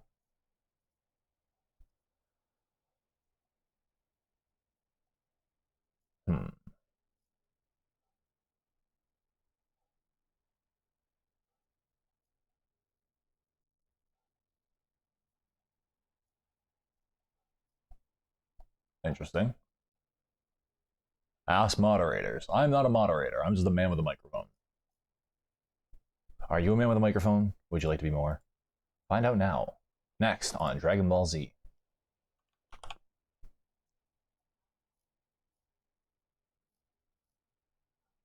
Huh.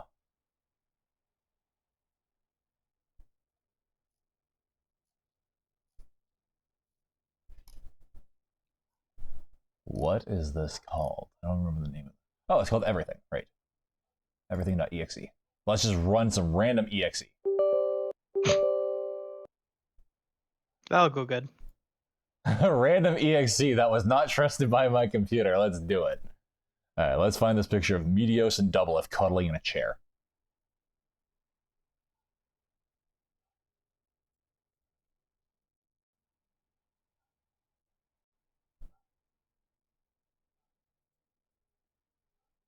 View thumbnails. Oh god. Oh god.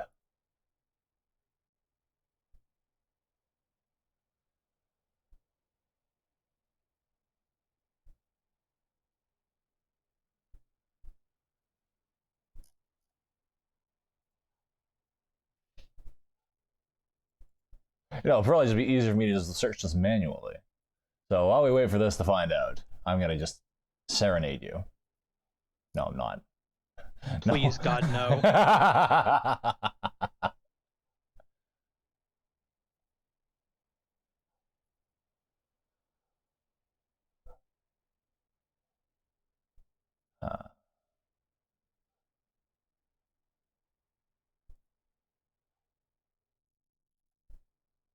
Is it in my documents?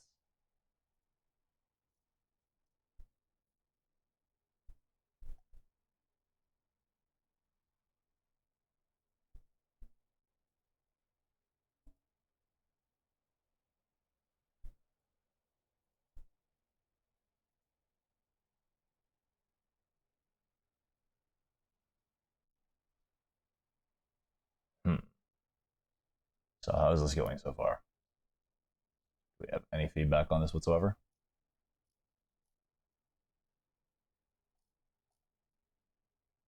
Are we still waiting?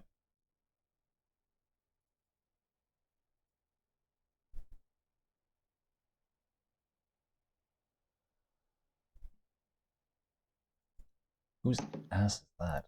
Oh, sorry.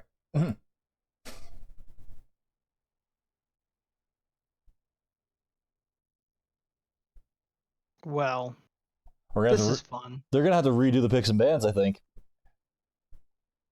No, so it looks like so EGB's ADC had to leave due to personal reasons. Cannot play this game. You wonder if it's a little late, maybe younger, maybe lives with family. Parents don't want him staying up super late playing games. Could be other things. Could be anything. You know, you gotta wonder. Oh, No. I'm curious, but like, do I ask? I say no.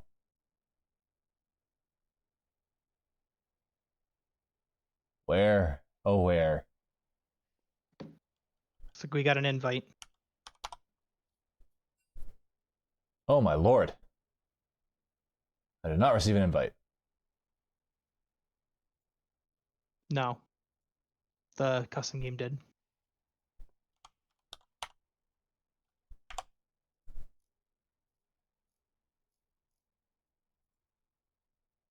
So I assume because draft was already conducted, it's going to be same picks.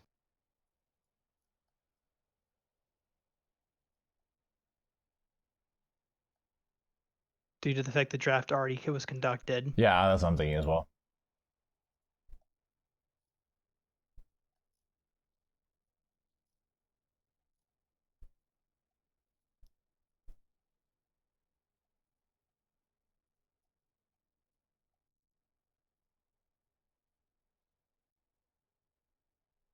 I really need to organize stuff.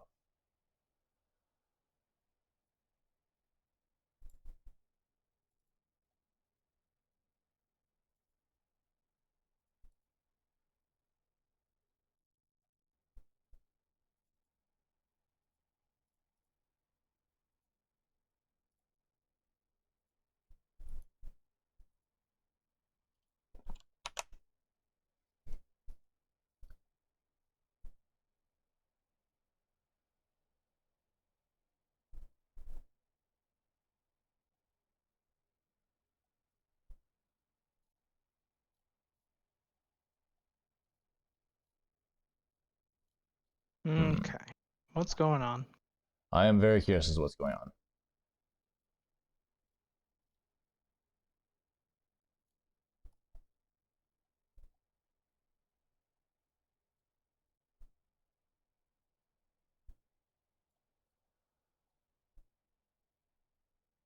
Hey, I definitely can't show that image on anything. We ready? I'm not sure. Are we? Looks like we're going in.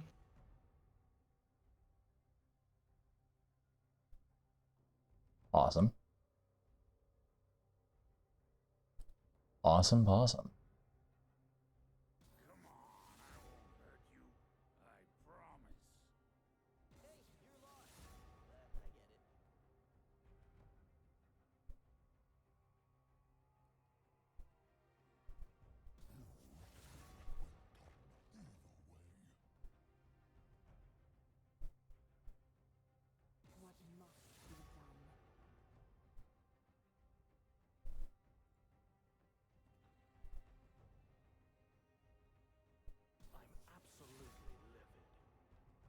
Do you remember Rage Napkins? Yeah. I think I got this picture from her. Interesting. Yeah. So it's a good picture. She had some definitely interesting interactions with these people.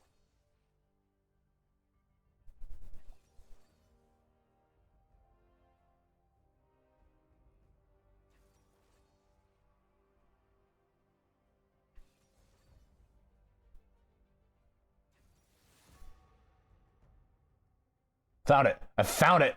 Oh boy. Fozz, I found it. Oh my god. Here you go, buddy. Victory is yours. Check it out. Jesus Christ. That is such an old picture.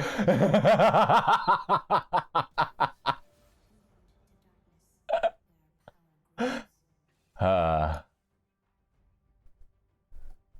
just love the deadpan face that Double Lift is giving. No, in that no, no, picture. no, no, no, no. You need to zoom in on Meteos' face. Here, post it in the chat for people. I'm not doing. I- That's No, I'm good. Ah, you suck. I will find Meteos' face. Zoomed in.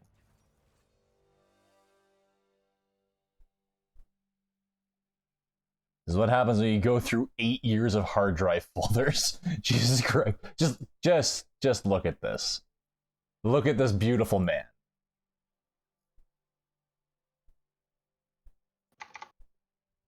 Are we ready?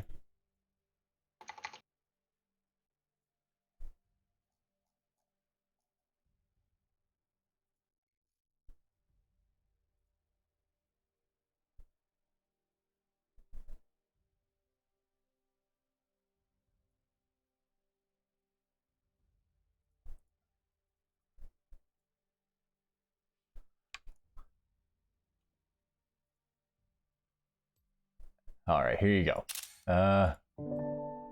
Enjoy this. Ah, I can't post it. The Nightbot won't let me post links. That's so lame. Fine, I'll post it in the Discord. It's safe for work, it's just... It's beautiful.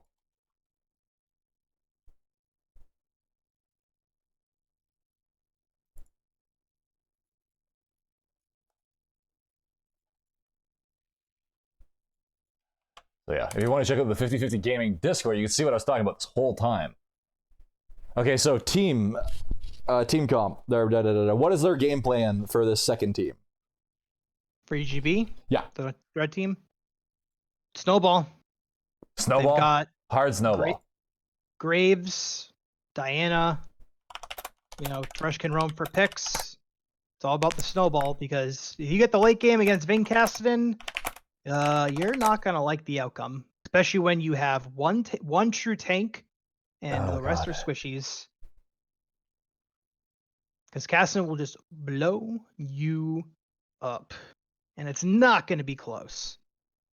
And Diana really can't punish the Cassidy. Graves is not necessarily the best ganking into mid lane when there's no setup CC.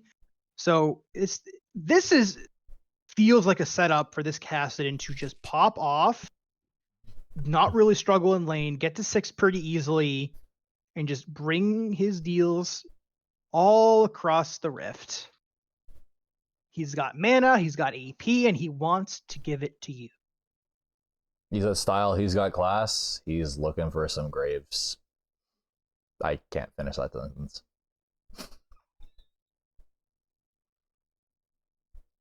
And Gragas is one of those laners, those junglers, who can gank, for this Cassidy and even help him get ahead. Gragas is a really good early He can game level jungler. 2 gank over the wall easily. Probably going to look for more of a level 3. Junglers these days pretty fixated on getting level 3 before doing anything. I don't blame them. It's super risky to maybe sacrifice health before getting a level 3 that is very easy to achieve, clearing minimal 3 camps.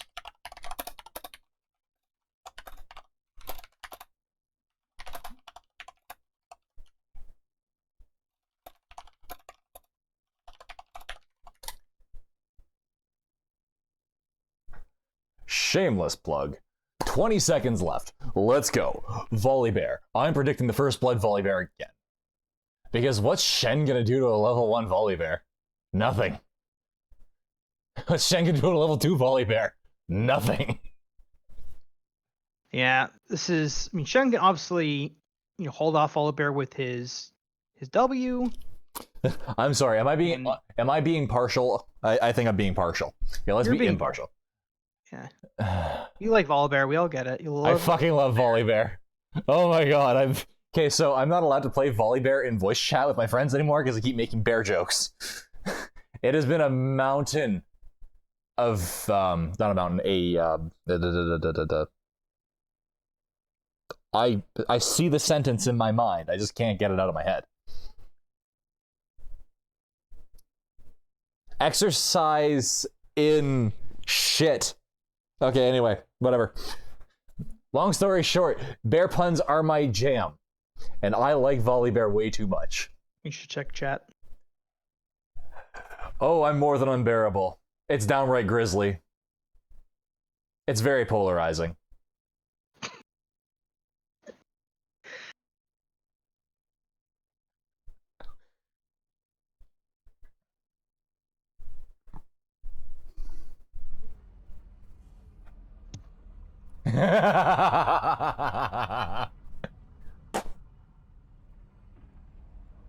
They can't handle the pandemonium. Oh my god.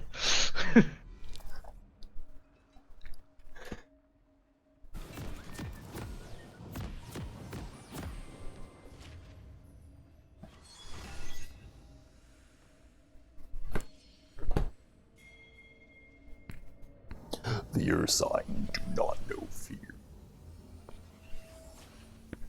And neither does this bot lane. Let's go. Welcome to Summoner's Rift.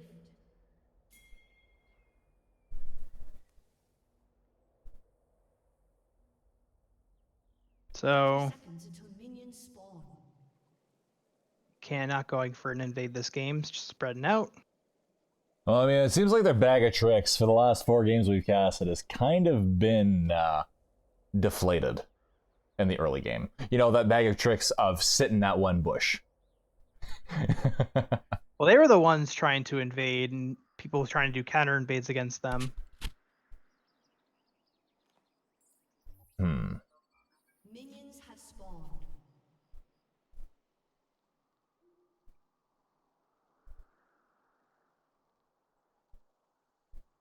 So, waiting for minions to spawn. Cassidy's gonna see Graves. Ooh, good chunk coming out here. I gotta stop Gotta take going, a big ooh, chunk. baby. I've gotta stop going, ooh. Ooh. It's tickling my funny bone. Yeah. It's close! First blood goes to The Graves. the Graves, and the bear picks it up. But that's over. That's gonna set Graves really far behind his jungle. Luckily, he can pretty much kite the camps, you know, pretty safely. But Kassadin, Let's just look at the experience lead.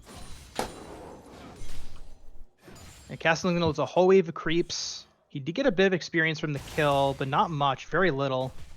Yeah, I think this Graves is gonna be fighting an uphill battle at the worst part of the game. Gotta stop going. Ooh. Also surprised to not see him go for Talisman as his buy. He went for Longsword, so maybe looking for more aggression in the early game. It looks like he's going for an early warrior. Oh, flashes the hook. Oh but what's baby, it what a mean? flash! What a hook! That's a lot of damage coming out of this bot lane. Good play by Thresh to really push in this team can. I don't like that sentence. I wish I could take it back.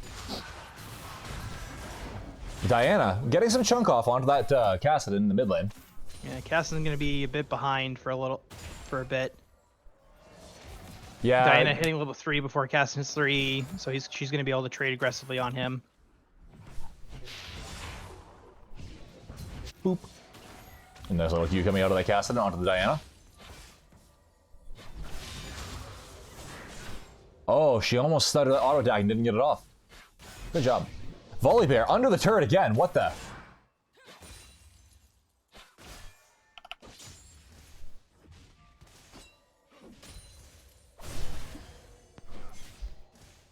So Gragas going for, this is something he's done before. Cleared the whole bot side.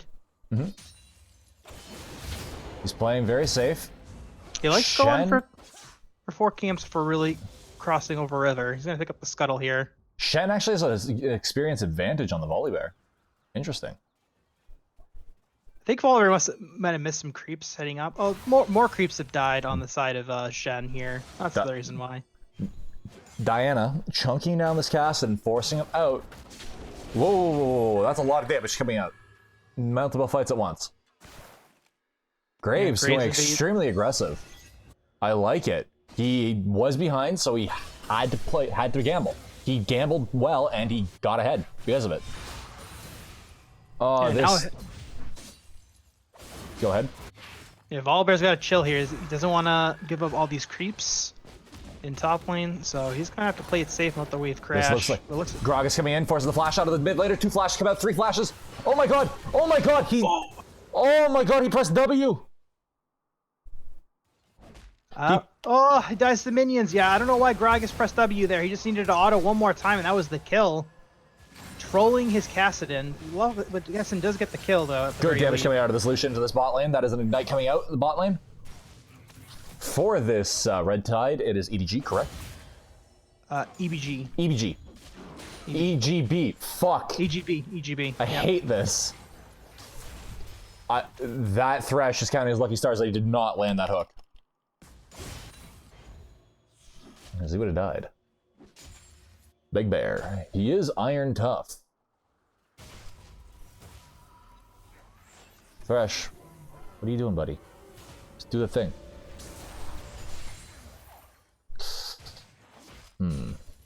Never gonna make it. Van's gonna lose a lot of creeps down here in the bot lane, not to be unexpected. In the Thresh Lucian lane, very aggressive. Graves coming in hard and fast the red buff. and uncut. Oh, baby. Takes 2 tower shots for it, though. But this set his Diana ahead in lane power. Big Bear getting bullied by this Shen. That auto attack block is huge. And, yeah. This Thresh taking control of this lane here. This seems like he is a lot more confident than Nautilus is. But also the fact that Vayne trades like a wet blanket.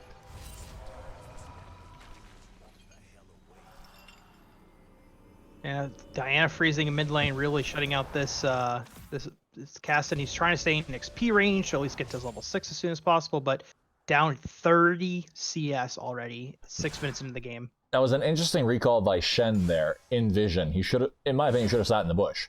So that way he could have stayed in experience range, but called the MIA. I agree with that.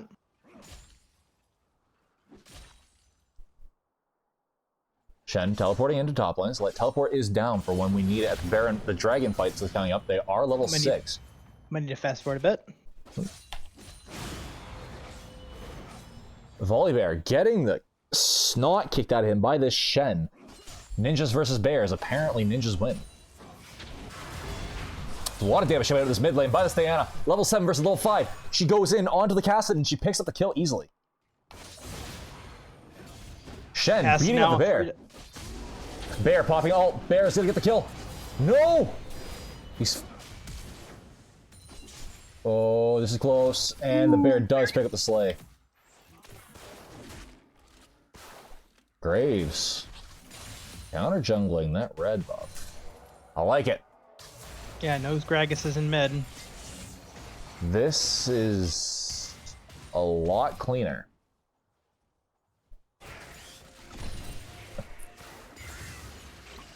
He's just beating up this Gragas. Gragas missing the combo. Shen ult coming in onto the Graves, forcing him to back off. Can the Shen get the taunt? He does not go for the taunt.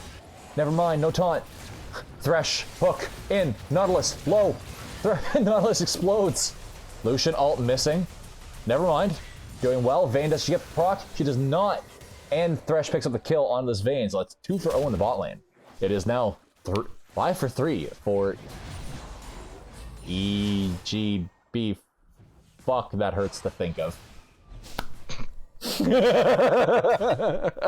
I keep thinking Edward Gaming from fucking LCS. Oh, yeah, old school. Edward Gaming is actually, but that was China. I know. That'd be LPL, my man. League China Series.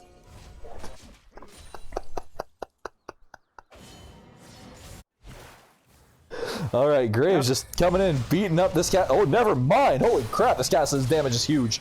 Kassadin going for the kill. Does he pick it up? And he does. Kassadin hit 6. Kassadin hit 6, and he hit that Graves like a sack of shit down a mine shaft. Okay, Jay, you gotta explain to me. What does that even mean? Okay, so you ever seen throw a sack of shit down a mine shaft? It splatters, just like that Graves. Ah, okay. Hi, I'm from a mining town. Nice to meet you. Jeez. Never thought of it that way. Exploded like a shit sack down a mine shaft. But yeah, good damage coming out from the Shen in this trade. I'm kidding. This is a top lane fight. It's fucking... It is wet noodle fight central. Graves, or Gragas coming in onto this Kassadin. Kassadin getting knocked back by the Gragas. No, what? Not Kassadin, but Diana. Not much coming out of that. Just a whole bunch of damage from Diana on 2 people. Diana getting hooked by the Nautilus. Kassadin comes in, picks up the kill. Shutdown kill for Kassadin. They're playing to their win condition. I was gonna say EGB starting to snowball, but now they're getting this Kassadin Fen. We've seen what Cat Ven did previously on Kassadin, just popping off and killing everyone. Not good hook. a good look. Not a good hook. That was a great hook. Gets the hook onto Nautilus. Nautilus is gonna get picked up here. No, he doesn't. Yes, he does. I lied. Gragas getting beat up by this Graves. Looks like he's gonna get the kill. Ooh, does not get anything from it. Kassadin's coming. Forced to back out. He's gonna recall. No mana. This entire jungle fight is a complete clown fiesta.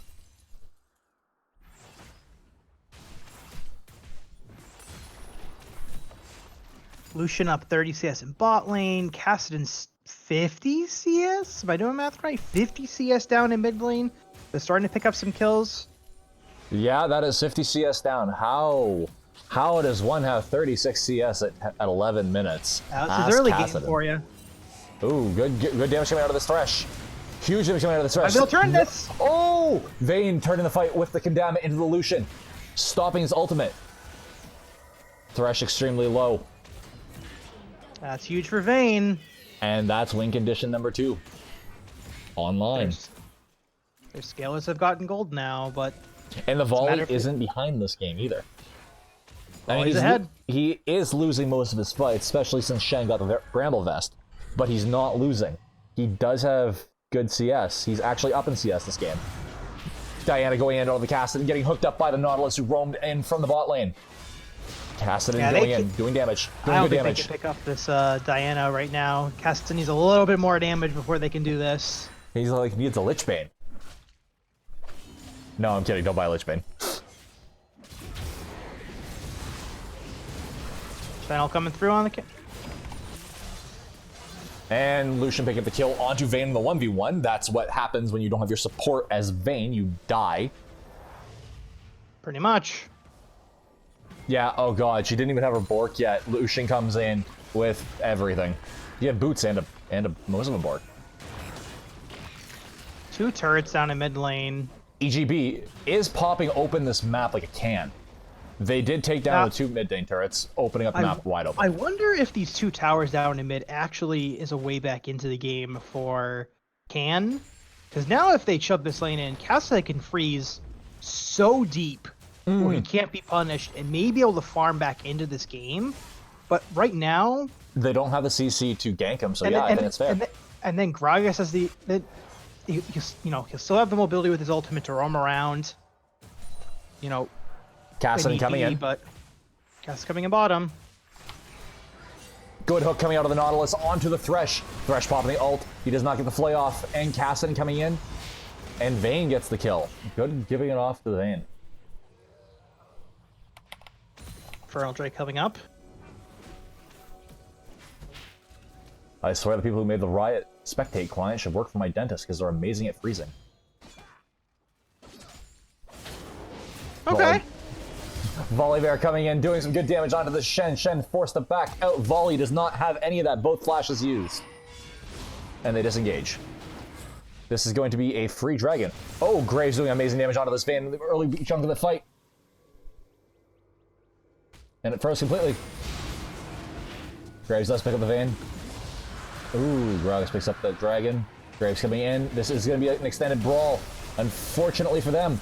Ooh. It's not a good fight to pick. This is not a good fight at all. Graves extremely low. Picks up a kill. 1, 2, Lucian. 3 with Diana. Forced out is the Gragas. That Graves is going extremely hard in this jungle. And Gragas goes down to Diana. That is 4 for... Oh. Team Can, a little disjointed there. Vayne not with the team while doing Dragon. They overcommit to the fight, give up 4 kills to EGB. Yeah, and it's looking rough. That is looking very rough. I mean, Diana's almost up 3,000 gold on this Kassadin. You know, 2 items completed to Kassadin's none. And... the Vayne... Sorry. Lucian's sitting on 3,000 gold in his inventory, so even though he's got less items right now than Vayne, that's going to change pretty quickly. Vayne when is he going very aggressive here. Tumbling forward into a Thresh with only 1 minion to block. That is ballsy. This team is pretty decent at damage control, though. Okay, so what do you think they could do with this situation? I would say they got to be able to funnel some more farmer into Kassadin. He needs to get... He's got his Archangels. I think at this point they need to get the Archangels to a Seraph before they can really start making aggressive plays. When it goes from the 1% max mana AP ratio to 3%, you know, he gets that Seraph shield. At that point, he'll probably have another core item at that point. So they got to have the bleeding. They got to push up. They got to farm their lanes. 5.8k gold lead. 6 kills. Multiple turrets. Nautilus all coming in onto the Shen, not getting much out of it. Never mind, he lands the hook onto the Shen. He is under tower. Are they going to die? Volibear is extremely low. He does have the Grievous Wounds. The Graves ult from downtown. Oh, the Graves picks him up with an amazing ult. That is a good double kill. The Graves has amazing map presence this game. He really turned on after that last game. Yeah, the snowball is in full effect for this team. For EGB. It's looking really hard for them to come back. This might be a shutdown kill. Oh my god, here comes the Shen. Oh! Diana going in hard. Very hard. Hard in the paint. Cake since she was 8. Oh! Wow, crazy. Chen came in with such low health. Diana already low. They turn it around. 3 for 1. Thresh landed the hook. Nautilus going in. Thresh ult coming out. Client freezes. Lucian ult coming out on top of it. And down. Thresh goes down to Volibear. 200 years of gaming experience? Oh, baby. I'm pretty sure 2 years of combined gaming experience is sometimes what the balance team goes through. Graves not letting the wave die. He's using it to push forward.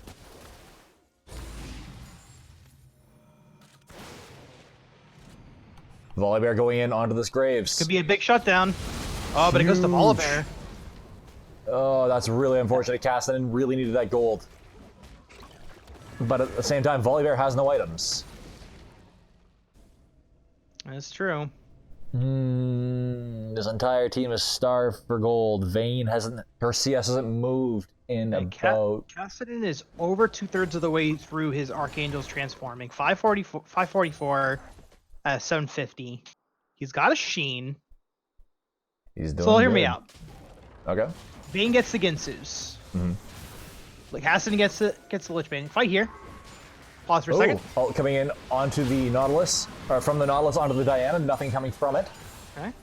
So Vayne gets the Ginsus. Kassadin gets the Lich Bane and upgraded boots. Can they win a fight? Can they get some picks with that? They can get picks. I don't think they can win a fight at that point. Picks aren't hard because their entire team is squishy. The problem is not exploding after you get the pick. And Diana's working on... Ooh, good hit from the Nautilus onto the Thresh again. Thresh flay in, Thresh ult. So much damage coming in. Diana picks him 1, 2, both tanks down. Shen going down extremely slowly here, but he is going to go down to the Gragas again. This Kassadin just can't get ahead with these kills. This is going to be the mid inhib though here. That is a lot of damage coming out of this Diana. It's forcing her away. Thresh looking for a fish. He's out of mana. Oh! Kassadin, solo kill. Awesome. Diana. Oh, Graves with the big dunk, or the big ult from downtown. That is one inhib down. It's one inhib down. That I might wonder be if they that can might be a end base 30-second death timers on 2 members. Probably not. No, they might it's too try risky. for it. That's way too risky. I wouldn't try it. That's They're how you gonna lose reset. 3 people in a Baron, though. Yeah, that's fair. They do have a 9.1k gold lead. There is no reason to take that needless risk. Oh my god, they're going to face check. Never mind. Why? Turn. They're not going to turn.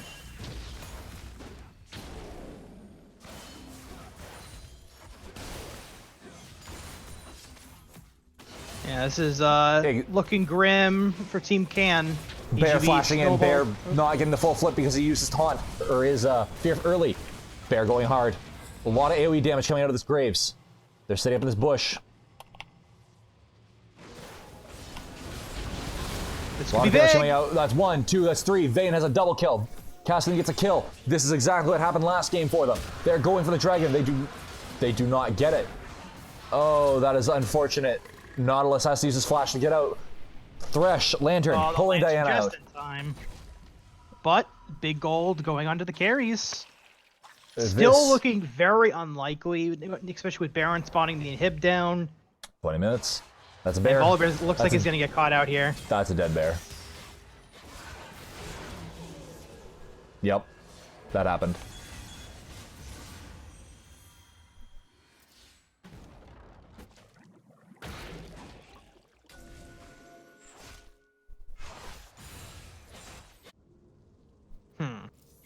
So. Vayne has not quite close to Ginsu's. I think there's Lichbane money sitting in Kassadin's inventory. But he's sitting on 1,200 gold, so I would assume not. Never really built Lichbane in my life, so I can't tell you what the combined cost is from Wisp and Sheen. It's at least 6.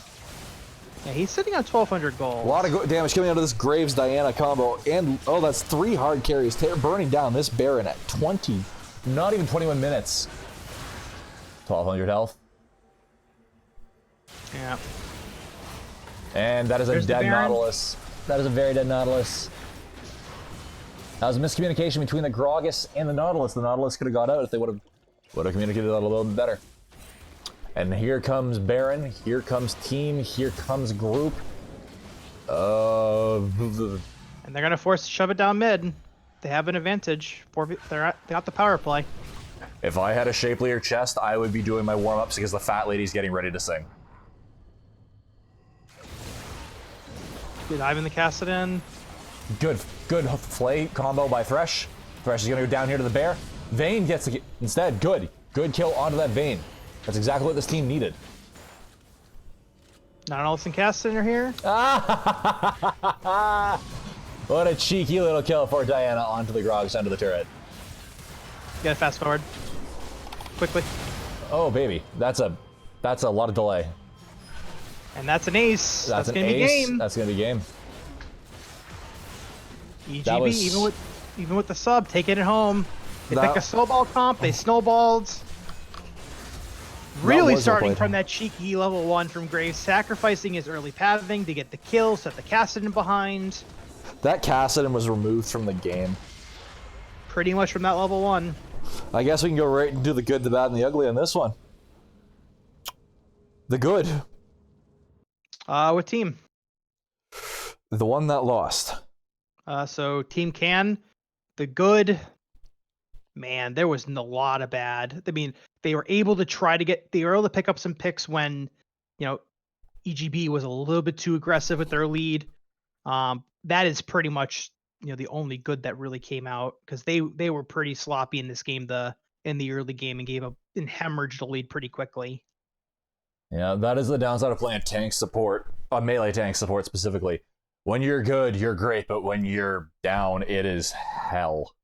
Yeah, I think it's a little bit too much scaling into the snowball comp, also. But I really think that a different 80 carry choice would have been better for the early game presence of the Gragas, Volibear, Nautilus.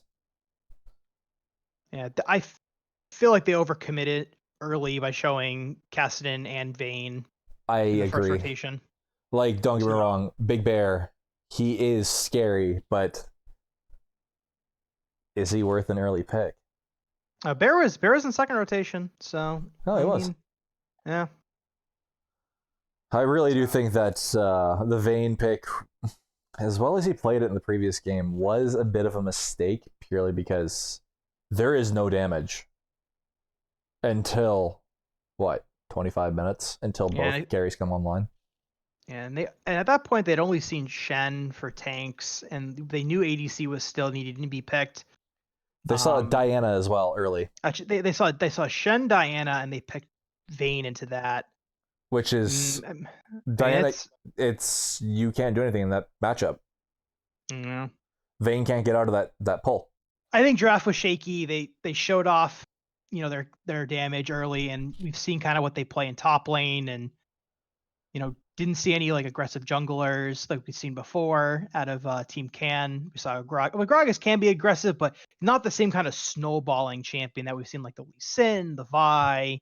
Also, the Graves really put it to the face. He got set back and he kind of just smiled and just kept going. He got that kill, but it didn't deter him from being able to clear the jungle, and then he even got that kill on Gragas early. So yeah. Honestly, I think that EGB, like they picked the snowball comp. They EGB played pretty damn well, and they played well. They snowballed really well. Got to hand it to them, and the Graves was relentless when he needed to be. They needed the Graves to not put down his gun when he died early, and that's exactly what he did. He ran it at them. Yep.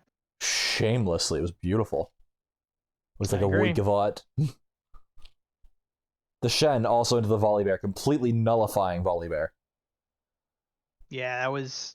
I don't know if that. And that was they picked Volibear into the Shen, so it must be a comfort pick, but didn't get too much done. Shen was a very hard counter to him. Just could not do any damage to him. Yeah. He did get a lead sometimes when Shen would ult away to other lanes, but not able to press that lead. Unfortunately, Volibear just doesn't have the mobility to really do what Shen... Like, if you're going to go against Shen, you better have a teleport and a half. Or at least be able to burn down a turret fast and you could say, oh shit, And that's another part of the bad for Team Can is, did Kassadin really need to go Ignite here? I feel like Kassadin needed to go teleport. If Kassadin has teleport that game, like I feel most Kassadins in an organized environment will have. He dies level 1, but teleports back to lane and maybe misses a creep. Maybe 2. So, and he picked up the assist gold. He could have also went Ghost Flash and double just... No, I don't. Maybe Ghost Flash, but I think teleport is the main. I still think teleport is better. Yeah. Yeah, I mean, he did it in the past, like kind of committed to the snowball, but you're into he hard committed too. He went Dark Seal. Yeah, he definitely went hard committed onto that, and additionally, like you're against the team that's trying to snowball on you, and you're trying to scale. Like, scaling teams would prefer the extra teleport. And Diana is one of the strongest duelists, even pre-6. If you're in a melee matchup with her, she is hell. If you're in a range matchup, she's very weak. Yeah, she got that early lead, and she was up 50 CS at one point. She ended the game, 80 CS in the lead. Yep. Well, Kassadin had 50 CS, or 36 CS at 12 minutes. Yeah, not good luck. So he only got another 50 CS through that entire game. That is a kick in the shin. Yeah. So, we're looking to wrap this up? I think so. Congrats going to EGB. Yep. They did fantastic work. They fought hard. They turned around a very lackluster last game into a very strong outing against the team that routinely dominated. Yeah, their way through the bracket. They did. They just looked outclassed in this game. Very, very safe play, not taking any needless risks. And when they did, they backed it off. It was good. Yeah. So yeah, congratulations to EGB. Are we ending this, or what are we doing? Yeah, it's the end of the stream. Okay, well, I thank you guys all for watching. Please do remember to follow and all these other things. I think there's a subscribe button for this channel. Don't forget to check out the Discord server. And for 50/50 Gaming, this was their 10th League of Legends tournament. I believe they're going to be doing more in the future. So I thank you all for watching. Have a nice night. Take care.